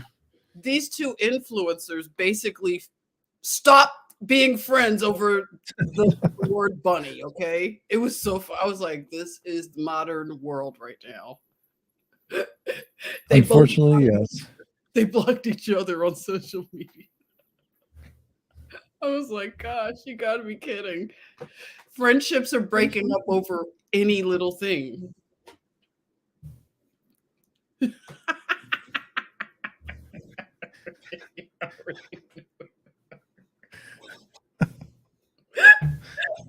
Oh gosh. Casey, you've had she's had some refriending. I've had 0 refriends. I'm doing something wrong. Like I haven't paved the road smooth enough. It's still got potholes in it. It's got to be hard. Like think about it, Casey. Like to refriend. I wonder why I hang out by myself. You know, it's like because you can't freaking take a joke. That's why I hang out by myself. Exactly. There was a car dealership in Central Ohio that made some of the funniest videos I've ever seen in my entire life from any source. Mm-hmm. There's an auto dealership in Ohio. Hope this doesn't get me a strike, but I don't think it does. Well, these are so old. They came up with an advertising campaign called the Trunk Monkey. And all I'm going to say is I'm going to play a couple of them because they're not long. But actually, you know what? Well, Suburban Auto Group, so I'm going to give them a shout out if they're still in business. I don't know if they are, but Okay. this one's like a little bit of a compilation. So once you see one video, you'll know why I piss my pants every time I see these things. I probably won't this time because I've seen them enough, but I got my mom the chuckle snort before she passed away because she never knew these videos existed. So I'm going to play a couple for y'all. Local commercials are the funniest. Uh-oh. Who do you think you're honking at, huh? What, you don't like the way I drive? Why don't you come on in here? I'll give you a drive. I didn't know. You want a piece of me? Why don't you come out and get you some, huh? Where are you gonna go now? Well, you can't speed up by anybody now. You think you're better than me? Why you think? Oh, I like the way you drive. What, you got a fancy new what? Huh? Ow! The Trunk Monkey, a revolutionary idea you'll only find in Suburban Auto Group, pending approval by Attorney General. Hey, get in the truck. That's just a little warm up there. Let's see here. That's funny. This is one of my favorite ones. Friends would walk up to me and just be like, "What the f is in your mug?" Yeah, And I would just tell them.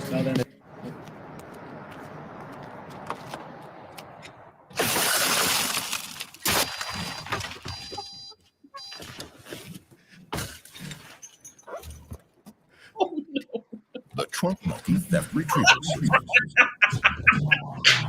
Because sometimes getting your car back is simply enough. Another revolutionary idea you'll only find. You missed it, Jen. You missed it. Oh, I didn't expect that. He came through the chair. Sometimes getting your car back is simply not enough. Another revolutionary idea you'll only find at Suburban Auto Group, pending approval by Department of Agriculture. Who thought of that? Who? Yeah. I still can't believe my dad let me touch his new car. Oh no. Oh no. I think it came with the car. Hey.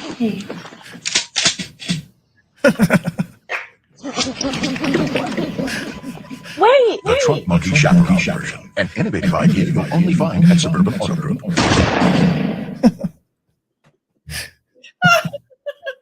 My face is hurting.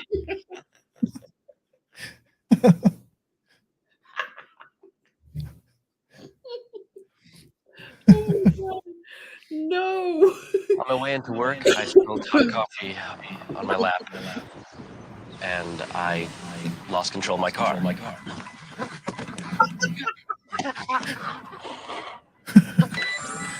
Shock advised. Stand clear.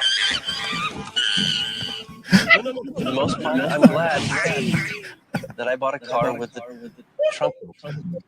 The Trunk, a life-saving idea you'll only find in Suburban Auto Group. Think you're honking at, huh? You don't like the way I drive? Why don't you come on in here? I'll give you a drive. You want to... All right, back in the truck. Oh, no. No way.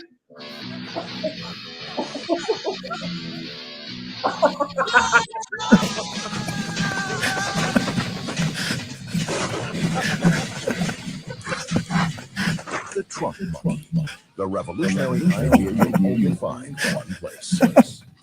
Suburban Auto Group. Is fabulous. We don't. No way. It's just a warning. License and registration. Okay.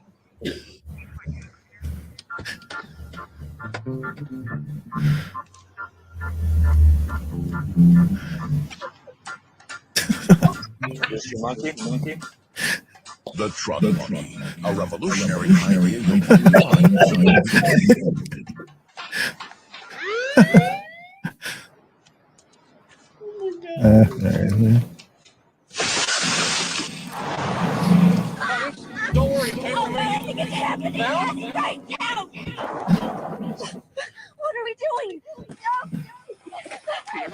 okay, all right?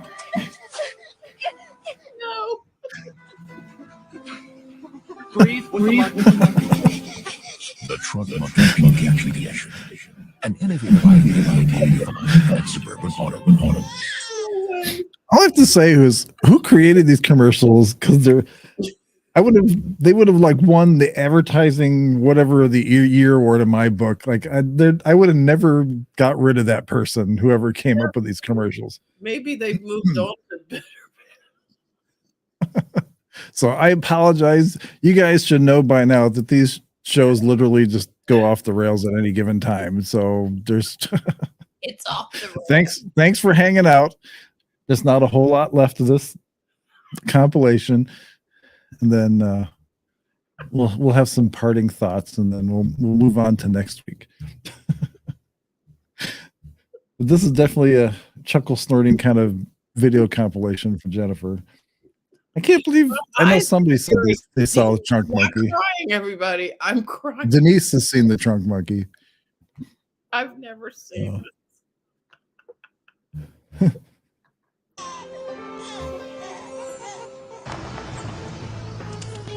Here we are.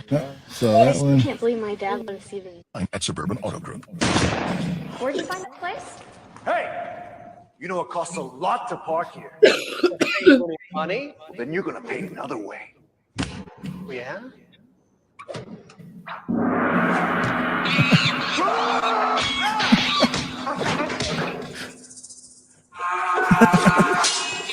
The Trunk Monkey Samurai Edition.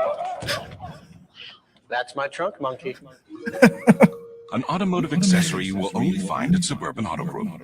The Trunk Monkey has done such a great job helping our customers on the road, we decided to see what he could do at the dealership. How do we boost the sales, folks? Any ideas? Anyone? So all I have to do is slap your hand and I get the car for free? Hey, it's easy, little guy, but it's not that easy. They have to fill them out first. Is this your phone number? I've never had many cars. Yeah, I'll take leather seats. That's not really what I meant. I said kill them with kindness. Look, pal, I don't care how big your banana is. Price you see is the price you pay. I'll take that.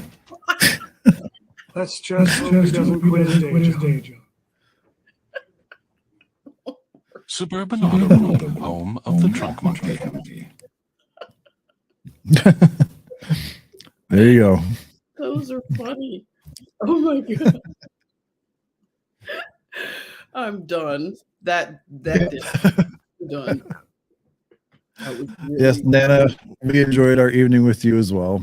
I'm glad. And Thank you. Thank so you for those. this show had a legit purpose when we started the evening 3.5 hours ago, but we went everywhere across the globe, or excuse me, across the realm, and we went from the North Pole to Antarctica to Tartaria to the Corn Palace to Cleveland, Fort Jefferson to Scotland to China to some mountain with a giant walking on it in South America and in British Columbia. So anyway, we did a lot of our mud flood boots are worn out almost from tonight. Just we have to get some new ones for next week. So well, I hope you guys at least, I don't want to say learned anything, but enjoyed what you watched and had an open mind about, even the Trunk Monkey. I hope you had an open mind about the Trunk Monkey, because everybody, as my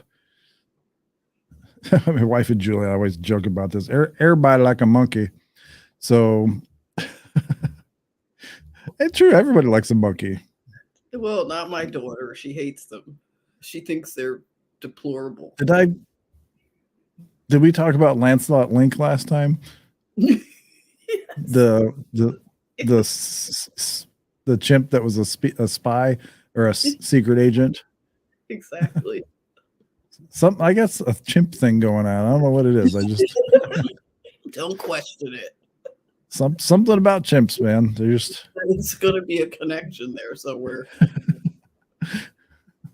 so. Anyway, hope you guys enjoyed yourselves. I know I did, and I know Jennifer did because Really did. Thank we're you. both about horse now. Yes. Thank Gotta you. go feed the cat, I guess. Don't want to leave her out because I could hear her meowing up there at the top of the stairs, going like her lonely meow, like she's dying meow, like And I didn't. Josephine Like, didn't trick me to pick shut her up. And you notice that Josephine didn't jump up. She didn't meow for me to pick her up. She just walked by. I was like, I'm not picking you up because you did. Then you act like I'm doing something, and you're. You know how she does me sometimes. She's like, "Put me down." Well, you just asked me to pick you up. It's like a cat, right? All right, don't touch me. Touch me, pet me. Don't touch me. Exactly. Jeez. All right, everyone. It's been a wild ride tonight. So Whoa. hope you guys have a wonderful, wonderful week and be happy. Be yourselves. Enjoy what's going on and don't fret. That's all I got to say. So until next time, I'm sure we'll start with a subject, but it'll go off the rails. It doesn't matter. So we'll start with something. You can bank on it, okay? We'll figure it out by next week, but we'll start with something. Rant. You never know. Thank you so much. Love you. Yes. Hey, that's fine. I like the rants. I do. So don't forget to go to Jennifer's channel. She drops a couple things a week usually. Let's see. The one we just played today, that was from yesterday, wasn't it? Yeah, it might be yesterday. Yeah, it's about Coachella, but I talk about Dionysus and what's the other dude? Bacchus, Bacchus, yeah.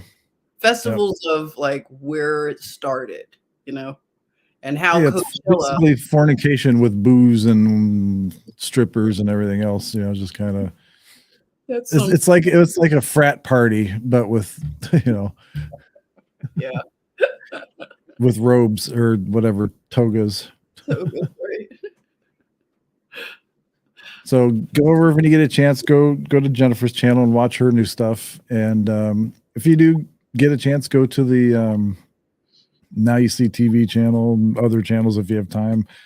Otherwise, don't be afraid to unplug once in a while and take a break.